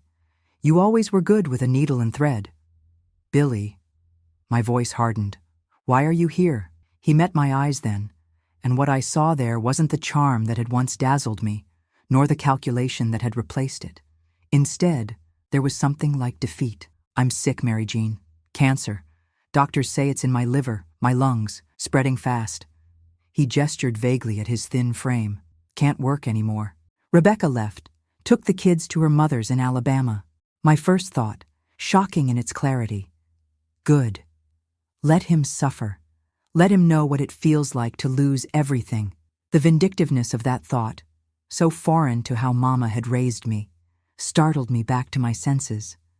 Whatever Billy had done, whatever pain he had caused me, taking pleasure in his suffering, wouldn't heal my wounds.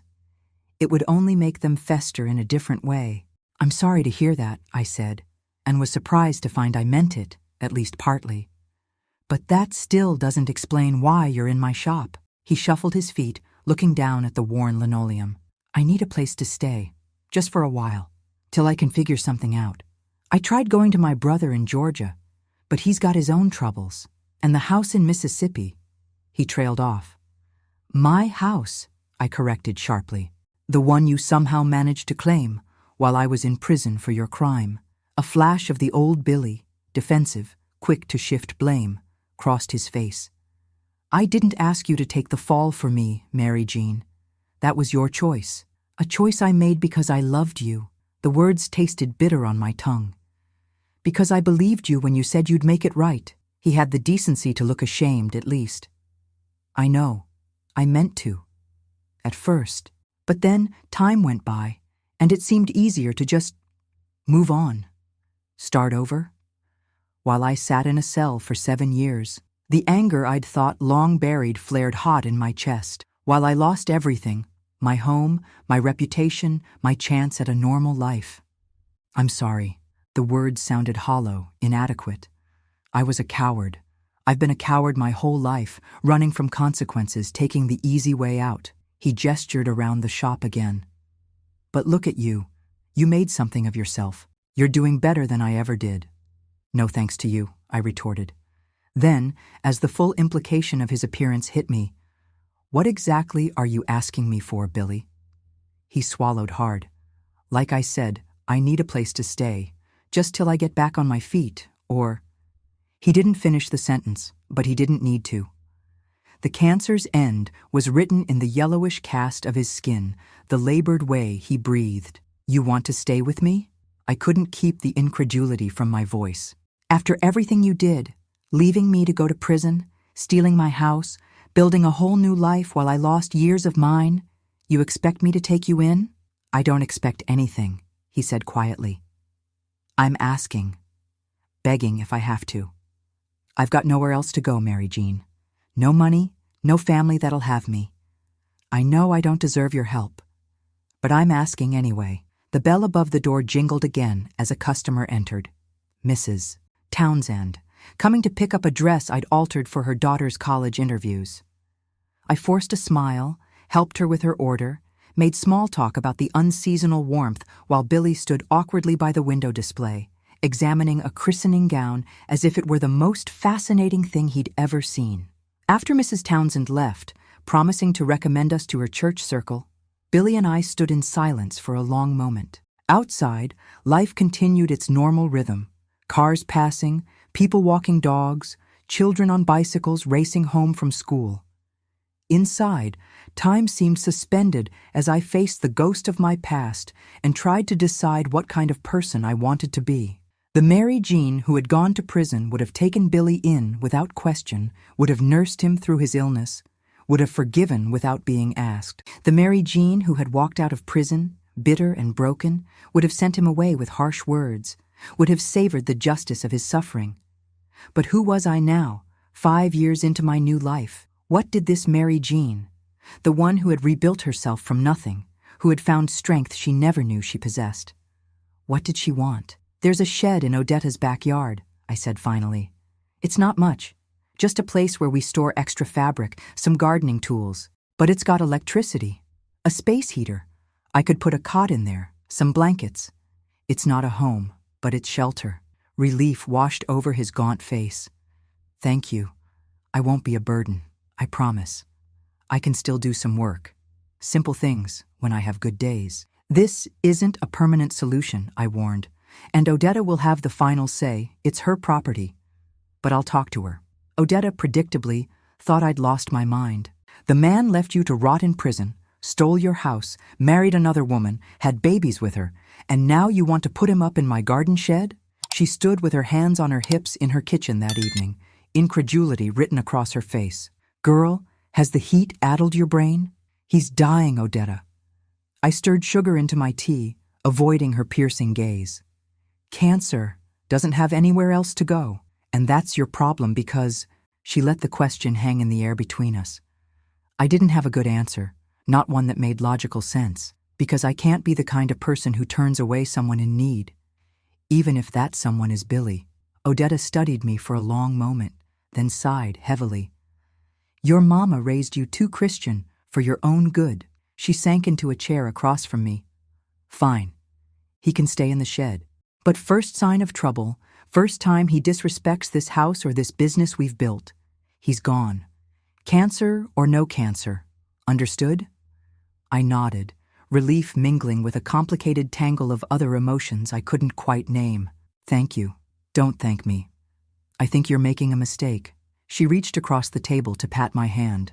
But it's your mistake to make. And maybe, she paused, considering, maybe you need this to finally close that chapter for good. Billy moved into the shed the next day, bringing only a small duffel bag of belongings and a paper sack of medications. Odetta and I cleaned the space as best we could, set up a camp cot with blankets and pillows, installed a small hot plate and mini refrigerator we found at a second-hand store. It wasn't comfortable by any means, but it was dry and warm, better than the streets, better than wherever else he might have ended up. For the first few weeks, our interactions were awkward, minimal. He'd come to the back door of the house to use the bathroom, nodding silently as he passed through. Sometimes I'd bring him a plate of whatever Odetta had cooked for dinner. We existed in parallel, occupying the same general space, but rarely connecting. Then one evening in early November, as I was hanging laundry on the line that stretched from the house to a post near the shed, he emerged and stood watching me, a strange expression on his face. What? I asked, clothespin between my teeth, as I reached for another of Odetta's flowered house dresses. Just thinking, he said slowly, about that old wringer washing machine your mama used to have. How you'd help her on wash days, hanging everything just so, making sure the corners lined up perfect. The memory caught me off guard, a detail of my life before Billy, before prison, before everything changed. A thread connecting the girl I had been to the woman I'd become. Mama was particular about laundry, I said, surprising myself by continuing the conversation. Said you could tell a lot about a person by how they cared for their clothes. He nodded, leaning against the shed door frame. She was right about that. Right about a lot of things. He paused, watching me pin a pillowcase to the line. She never did like me much, did she? A surprised laugh escaped me. No, she didn't. Said you had shifty eyes. Smart woman. The ghost of a smile crossed his face. Wish I'd listened to her. Wish I'd listened to a lot of people. I finished hanging the last of the laundry, uncertain how to respond to this unexpected moment of honesty. As I turned to go back inside, he spoke again, so quietly I almost missed it. I planned the whole thing, you know. The robbery. Getting you to take the blame if things went wrong. Had it mapped out before I ever met you. I froze. The empty laundry basket clutched against my chest like a shield. What? He looked up at the darkening sky, unable to meet my eyes. I'd been in trouble before. Other states, other names. Was running from a warrant in Tennessee when my car really did break down in your town. When I saw you at that picnic, so pretty and trusting, living in that house all by yourself, it seemed like Providence. His voice cracked slightly. I knew a girl like you would do anything for love, including take the fall if things went bad. The basket dropped from my suddenly nerveless fingers. All these years, I'd believed our meeting was chance, our love real, at least in the beginning. To hear that it had all been calculated, that I had been chosen specifically for my naivety and devotion, that the entire relationship had been built on a foundation of lies. It staggered me. "Why are you telling me this now?" I managed to ask, my throat tight with unshed tears. Billy finally met my gaze, his bourbon eyes clouded with something that might have been regret. "Because I'm dying, Mary Jean, and I don't want to go with this weight still on my soul. I need you to know the truth. Need you to hear me say that I'm sorry. Not that it changes anything. But I am. More sorry than I've ever been about anything in my miserable life." I stood there in the gathering twilight, the November chill seeping through my thin sweater, looking at the broken shell of the man who had once been the center of my world. The man I had loved enough to sacrifice my freedom for. The man who had planned all along to use that love against me. And in that moment, something shifted inside me. A final letting go of whatever lingering attachment I might still have harbored, whatever questions still needed answering. The truth hadn't set me free. I'd already done that for myself, one painful step at a time. But the truth did release me from the last invisible tether binding me to my past. "I already knew," I said softly. His head jerked up in surprise. "What?" "Maybe not the specifics. Maybe not that you planned it from the very beginning. But I knew, Billy. Deep down, I always knew you meant for me to take the blame. I just didn't want to admit it, even to myself." "Then why?" He gestured at the shed, at the evidence of the care I'd taken despite everything. "Why help me now? Why not tell me to go to hell?" I considered the question, searching for the answer that felt most true. "Because I'm not the person you tried to make me. I'm not defined by what happened to me or by what you did. I'm defined by what I choose to do now, by who I choose to be." I picked up the empty basket, clutching it against me like armor. "I don't forgive you for him," I added, my voice steady. "I did it so I could move on." Billy died on a cold January morning in 1988, 3 months after he appeared in my shop. The end came quietly. I found him still and peaceful on his cot in the shed when I went to bring him his morning coffee, a book of Psalms open on his chest, the space heater humming steadily in the corner. The doctor said it was liver failure, the final cascade of a body too damaged to continue.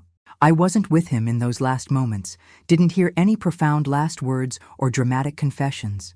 Just the quiet departure of a soul from a body that had caused so much harm to others and ultimately to itself. I arranged a simple funeral at the Baptist church where Odetta and I attended. There weren't many mourners, just me, Odetta, Pastor Williams who'd driven up from Mississippi when I called, and a few kind souls from the church who came out of respect for me rather than any knowledge of the deceased. I paid for a modest casket and a plot in the church cemetery, not out of lingering affection, but because it seemed the decent thing to do. Billy had caused enough chaos in life. The least I could do was ensure he rested in peace. The day of the funeral dawned clear and bracingly cold, the kind of winter morning where your breath hangs in the air like ghost words. I stood at the graveside in a black dress I'd sewn myself, watching as they lowered the casket into the frozen ground. Pastor Williams spoke of forgiveness and redemption, of God's infinite mercy even for those who had strayed furthest from the path. I listened with a curious detachment, as if he were speaking about someone I'd read about in a book rather than the man I'd once loved enough to sacrifice my freedom for. When it came time for the final goodbye, I stepped forward with a handful of earth. As I let the cold dirt slip through my fingers onto the casket below, I felt a weight lifting, not dramatically, not all at once, but gradually, like fog burning away in morning sunlight. I wasn't just burying Billy. I was burying the last remnants of the young woman who had been so desperate for love that she'd accepted crumbs and called it a feast. After the service, I drove Pastor Williams back to the bus station for his return trip to Mississippi. He studied me as we sat in my car, a used Ford I'd bought with my share of the shop's profits last year, my first major purchase in my new life. "You seem at peace, Mary Jean," he observed, his kind eyes crinkling at the corners. More than I would have expected under the circumstances. I considered this, hands resting lightly on the steering wheel. I made my peace with Billy months ago when he first showed up, maybe even years before that, without realizing it. It couldn't have been easy, taking him in after everything. It wasn't. I smiled faintly. But it wasn't for him. It was for me. I needed to know I could face him, face the past, without letting it destroy what I've built. Pastor Williams nodded slowly. There's a difference between forgiveness and reconciliation. Forgiveness is something you do for yourself, to release the poison of resentment. Reconciliation requires the other person to acknowledge the wrong and work to restore trust. He patted my hand gently. You forgave Billy. That doesn't mean what he did was okay, or that your relationship could ever be what it was. I don't think I loved him anymore, I confessed. Not for a long time. Maybe not even when I took the blame for him. Then why did you? The question hung between us, one I'd asked myself countless times over the years. I think I was in love with the idea of being loved, of being chosen. My whole life, I'd been the one who stayed behind, who sacrificed, who put others first. Billy was the first person who seemed to put me first, to see me as special. I shook my head at my younger self's naivety. Of course, now I know that was just another manipulation. But at the time, you acted out of love, Pastor Williams finished. Misplaced, perhaps, but still love. There's no shame in that, Mary Jean. Only in staying stuck in that moment, letting it define your whole life. As I watched him board the bus back to my hometown, I thought about his words. For so many years, I had allowed myself to be defined by what happened with Billy, by the crime, by the prison sentence, by the betrayal. Even in rebuilding my life, I had often framed it in terms of what I had lost, what had been taken from me. But standing there in the cold January sunshine, I suddenly saw my story differently. Yes, I had lost 7 years to prison, but I had also found strength I never knew I possessed. I had built a business, formed a partnership, created a life that was genuinely mine. The Mary Jean who had fallen for Billy's charms at the Founders' Day picnic all those years ago could never have imagined owning a shop, driving her own car, making decisions without seeking anyone else's approval. Prison had taken much from me, but it had also stripped away the layers of people-pleasing and insecurity that had made me such an easy target. I drove back to the shop that afternoon, where Odetta had kept things running during the funeral. The familiar bell jingled as I pushed open the door, greeted by the comforting sense of fabric and thread and the gentle hum of sewing machines from the back room. There she is, Odetta called, looking up from where she was helping a young bride-to-be try on a gown we'd been altering. Everything go okay? I nodded, hanging up my coat, as well as could be expected. The bride, Jennifer, I remembered, smiled sympathetically. Odetta mentioned you lost someone close to you. I'm sorry for your loss. The word struck me as oddly misplaced. Billy hadn't been close to me, not really, not even when we were married. There had always been that gulf between us, his secrets, his calculations, his true nature hidden behind charm and manipulation.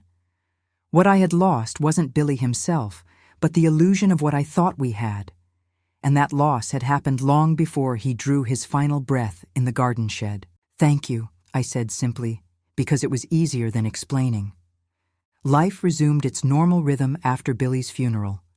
I threw myself back into work with renewed energy, taking on more challenging projects, experimenting with designs of my own rather than just altering others' creations. Our little shop thrived, developing a reputation across Memphis for quality and creativity that brought customers from neighborhoods far more affluent than Orange Mound.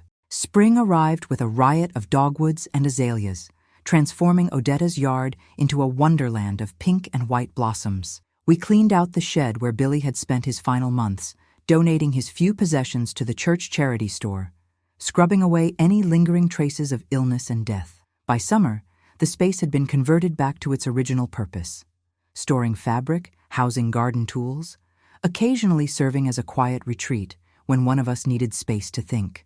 It was during one of these moments of solitude, sitting on an overturned crate in the shed, with swatches of fabric spread around me for a particularly challenging wedding ensemble, that I received an unexpected visitor.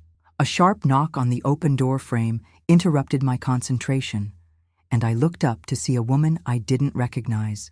Mid-30s perhaps, expensively dressed, with a nervous expression on her pretty face. "I'm sorry to disturb you," she said, her accent placing her as a native Memphian. "The lady in the shop, Odetta, she said I might find you out here. You're Mary Jean Douglas?" I nodded, setting aside the fabric swatches. "That's right. What can I do for you?" She hesitated, twisting an impressive diamond ring on her left hand. "My name is Caroline Harmon, Theodore Harmon's wife." The name hit me like a physical blow. Teddy Harmon, the man Billy and his friends had attempted to rob, the man whose injury had set in motion the chain of events that sent me to prison. I hadn't heard that name spoken aloud in years. "Mrs. Harmon," I managed, my throat suddenly dry. "Please come in, or we can go into the house if you'd be more comfortable." "Here is fine." She remained standing in the doorway, as if unsure whether to advance or retreat. "I won't take much of your time.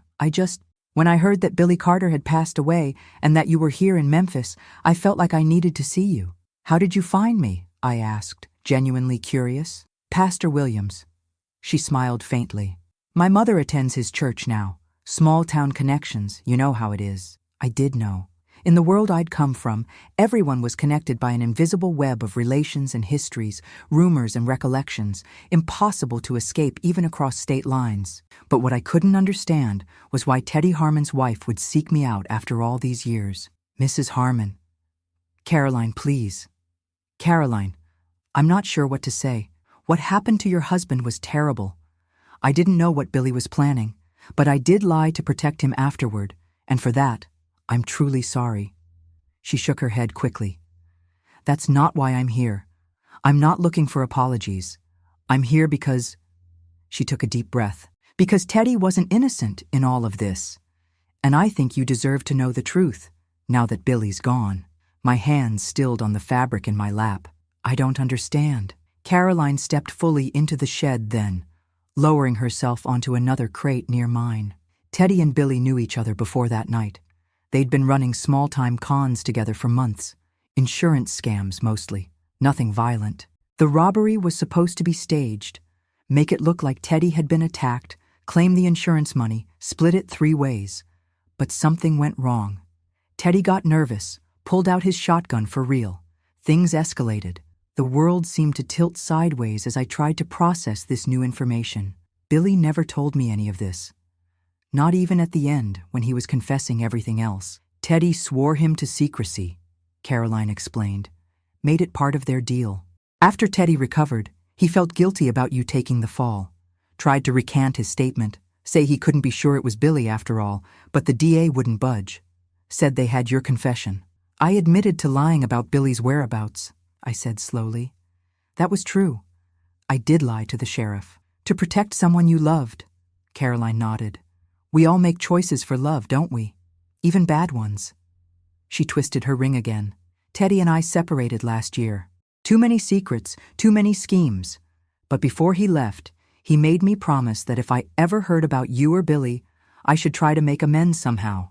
She reached into her handbag and withdrew an envelope, holding it out to me. "It's not much, compared to what you lost. But Teddy wanted you to have it. A small attempt at restoration, he called it." I accepted the envelope with trembling hands, opening it to find a cashier's check for $20,000 and a brief note. "For the years taken, I'm sorry. Th. I can't accept this," I said automatically, trying to hand it back. Caroline refused with a gentle smile. "Please. Teddy's family has money, real money, not the kind he was always chasing with his schemes. This is from his trust fund. He wants you to have it, and honestly, so do I. Not to ease his conscience or buy your forgiveness, but because it's the right thing to do." After she left, I sat in the shed for a long time, the check and note resting in my lap like live things. $20,000. More money than I'd ever possessed at one time. More than enough for a down payment on a real home of my own, or to expand the business, or simply to provide security I'd never known. But the money itself felt almost secondary to the revelation that had accompanied it. Billy hadn't randomly targeted Teddy Harmon that night. It had been a scheme gone wrong, a betrayal upon betrayal, a tangled web in which I'd been an unwitting fly. I walked to the backyard's edge, where I could see across the neighboring yards all the way to the church steeple in the distance. Birds chattered in Odetta's peach tree, Cicadas hummed their summer song. A sprinkler whirled lazily in a nearby garden. Ordinary life, continuing as it always had. And I was part of it, standing firmly on ground I had earned through my own efforts, breathing free air, making choices that were truly mine. 7 years in prison, a lifetime of what might have beens. All because of men's games and lies, schemes and betrayals that had nothing to do with me except that I had been convenient, useful, disposable. I should have felt angry learning this, should have raged at the senseless waste, the needless suffering. Instead, I felt something unexpected: release. The circumstances of my imprisonment had always haunted me, a shadow hanging over even my brightest achievements. The unfairness of it had been a weight I carried, acknowledged or not. But now, knowing the full truth, that it had all been meaningless, a stupid plan gone wrong, not some grand injustice specifically targeted at me, somehow made it easier to finally set down that burden completely. I folded the check carefully, tucked it into my pocket, and walked back to the house where Odetta was preparing dinner. The familiar domestic scene, her humming as she chopped vegetables, the radio playing softly in the background, the table set for two as it had been countless evenings, felt suddenly precious in a new way. This was real. This was solid. This was a life built not on illusions or manipulations, but on honest work and genuine connection. That evening, I told Odetta everything Caroline had shared, showed her the check, asked her advice on what to do with it. "First thing," she said decisively, "you put half in the bank, emergency fund. Never know when you'll need it." She pointed her fork at me for emphasis. "Second, we look at expanding the shop. Maybe hire another full-time girl, get some new machines. Third," she paused, studying me over her glasses. "Third, you think about what you want, Mary Jean. Not what you think you should want, or what would make practical sense. What would make your heart happy?" I considered the question seriously. I think I'd like to go back to school. Maybe take some business classes at the community college.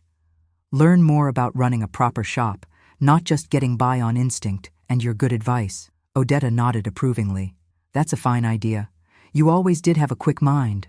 Shame to waste it just because life took some detours." Later that night, I stood at the bedroom window of what had become my permanent room in Odetta's house, looking out at the shed where Billy had spent his final days. In the moonlight, it was just a simple structure: wood weathered by seasons, roof patched in places, door hanging slightly crooked on its hinges. Nothing special, nothing mysterious. Just a small outbuilding in a modest backyard in a working-class neighborhood in Memphis, Tennessee. A place where a chapter of my life had ended, making room for new beginnings. Maybe I lost 7 years, but I didn't lose myself. In fact, I found myself in those hard years, the real Mary Jean, not the eager-to-please girl who had disappeared into Billy Carter's shadow. Not the broken woman who had walked out of prison with nothing but a cardboard box and a burning sense of injustice. The woman I had become was stronger than either of those previous versions, more genuinely me than I had ever been allowed to be before. The money from Teddy Harmon couldn't buy back those lost years. The truth Caroline shared couldn't erase the pain I had endured. The future stretched before me, unknown and uncertain as all futures are. But for the first time in my life, I faced that uncertainty with a quiet confidence born of surviving the worst and rebuilding from nothing. Whatever came next, I would face it as myself. Not as someone's wife or victim or project, but as Mary Jean Douglas, a woman who had learned the hard way that the only thing nobody can ever take from you is who you choose to be in your darkest moments.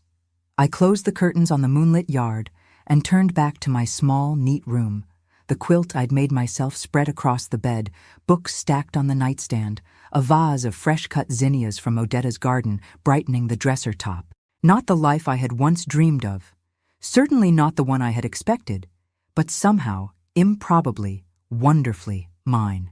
It's been over 35 years since that night, when Billy Carter burst through our kitchen door with fear in his eyes and lies on his lips. 35 years of living, learning, falling, and getting back up again. I'm 72 now, with silver hair I no longer bother to color and hands that show every stitch I've ever sewn. My fingers aren't quite as nimble as they once were, arthritis making itself known on cold mornings, but they still know their way around a needle and thread better than most. I never did move out of Odetta's house, though I could have afforded to many times over.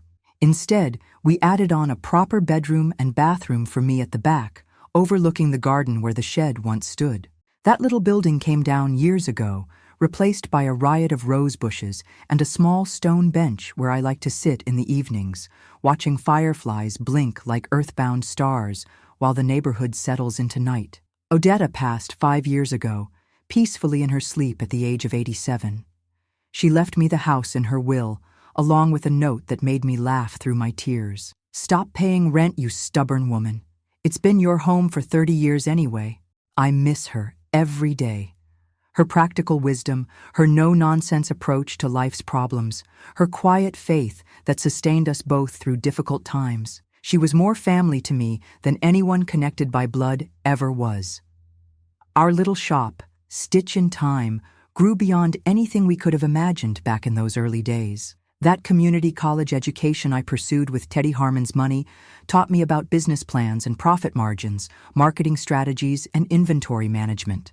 We expanded to a larger location on a busier street, hired more seamstresses, added bridal and formal wear to our alteration services. By the time Odetta retired, we had 8 employees and a reputation that brought customers from as far away as Nashville and Little Rock. I sold the business 5 years ago to Maria, a talented young woman who started as our apprentice right out of high school and worked her way up to manager. She's kept the name and the traditions, but added her own modern touch with a website and social media presence that brings in a younger clientele. I still go in a few days a week, handling the special vintage restorations that have always been my favorite projects. There's something deeply satisfying about taking a garment that has been treasured for generations and giving it new life for the next wearing. Life has a funny way of coming full circle, if you live long enough to see it. 3 years after Billy died, Walter Simmons, the kind deacon who'd first approached me at the church social about his daughter's wedding dress, asked me to dinner. I refused at first, still too raw from everything that had happened, still unwilling to risk my heart or my hard-won independence. But Walter was patient, content to build a friendship that gradually, cautiously bloomed into something more. We never married. Neither of us wanted that kind of formal arrangement after our first marriages had ended so painfully. His wife had died young of breast cancer, leaving him to raise their daughter alone. But for 22 years, until his passing in 2010, we shared our lives in all the ways that mattered. Sunday dinners at my place or his. Long drives through the Tennessee countryside when the fall colors were at their peak. Quiet evenings reading in companionable silence, his socked feet resting against mine on the ottoman. A love built not on desperate need or manipulation, but on mutual respect and genuine affection. "You're the strongest woman I've ever known," he told me once, as we sat on the porch of a cabin we'd rented in the Smoky Mountains. "Most folks would have been bitter to the core after what you went through, but you turned it into something beautiful." I don't know about beautiful, but I did make peace with my past. The prison years no longer feel like a black hole in the timeline of my life, but rather a crucible where the real me was formed. Without those hard years, would I have found the strength and determination that built my business? Would I have learned to value my independence, to trust my own judgment, to recognize genuine kindness when it was offered? I can't say for certain. All I know is that we are shaped by every experience, every choice, every hardship and blessing that comes our way. The question is whether we allow those experiences to define us or refine us. I've never returned to Mississippi, though I've had opportunities. Mrs. Winters wrote faithfully until her passing, keeping me updated on town happenings and how my old house changed hands several times after Billy died. Pastor William still calls every Christmas, his voice a bit shakier each year, but his spirit undimmed by time. My brothers and I reconnected at Daddy's funeral, and we exchange cards on birthdays and holidays, but the distance, both geographical and emotional, remains too great for anything deeper. Some wounds heal completely, leaving barely a scar to mark their existence. Others heal enough for us to continue living, to find joy and purpose, despite the occasional twinge when the weather changes or a memory catches us unawares. My journey has included both kinds, and I've made my peace with that reality. The important thing is that I kept moving forward, one stitch at a time, creating something whole and strong from the fragments life handed me. Over the years, I've shared my story with a few people, usually women who find themselves at similar crossroads, facing choices between self-preservation and self-sacrifice, between the comfort of the familiar and the terrifying freedom of the unknown. I never tell them what decision to make. Each person's path is their own to walk. But I do tell them this: whatever you choose, choose it with your eyes wide open, knowing that you are the one who will live with the consequences, for better or worse. How did you survive it all? They sometimes ask, these women with bruised hearts and uncertain futures. How did you not become bitter or broken beyond repair? The answer is both simple and complicated, as most important truths tend to be. I survived because the alternative, giving up, giving in to despair, seemed like letting Billy win a second time. I survived because Odetta wouldn't accept anything less from me. I survived because deep inside, beneath the layers of people-pleasing and self-doubt that had been instilled in me since childhood, there was a core of stubborn strength that refused to be extinguished. And yes, faith played its part. Not the showy kind that makes grand pronouncements or claims divine favor, but the quiet, persistent kind that believes in redemption and second chances. The kind that sees meaning in suffering without glorifying it. The kind that acknowledges human frailty, including one's own, without surrendering to cynicism. The kind my mama taught me on those nights when she brushed my hair and reminded me of my worth in God's eyes, if not always in my own. When I look back over the winding path of my 72 years, I see a journey marked by unexpected detours and painful falls, but also by moments of profound grace and ordinary miracles. The prison years were not the end of my story, as I once feared they might be, but merely a difficult chapter in a much longer narrative. What matters most is not what happened to me, but what I chose to do with it. How I picked up the scattered pieces and stitched them together into something sturdy enough to build a life upon. Freedom, I've learned, isn't just about being able to walk out of prison gates or escape a bad marriage. It's about living authentically, making choices based on your own values rather than others' expectations. It's about forgiving, not to excuse wrong actions, but to release yourself from the burden of carrying anger and resentment. It's about recognizing your own worth, not as something bestowed by others' approval, but as your birthright as a human being. Life doesn't come with guarantees or perfect resolutions. There is no neat, happy ending where all wrongs are righted, all losses restored, all questions answered. I never got back those 7 years in prison. Never had the children I once dreamed of. Never received an official apology from the justice system that failed me. The house my grandmother left me still stands in Mississippi, occupied by strangers who know nothing of its history or what it once meant to a young woman who believed in love and second chances. But here's what I did get: a life of meaning and purpose, built with my own hands. Deep friendships that sustained me through dark times. Work that brought beauty and joy to others while providing for my needs. Love that came unexpectedly in middle age, all the sweeter for being based on truth rather than illusion. And perhaps most precious of all, the knowledge that I am stronger than any circumstance life can throw at me. I may be 72, but I'm finally living free. Free from the need to please others at my own expense. Free from the shadow of what happened all those years ago. Free to be simply Mary Jean, with all my flaws and strengths, my scars and my wisdom. It's not the life I would have chosen as that young woman at the Founders' Day picnic, dazzled by Billy Carter's bourbon eyes and easy charm.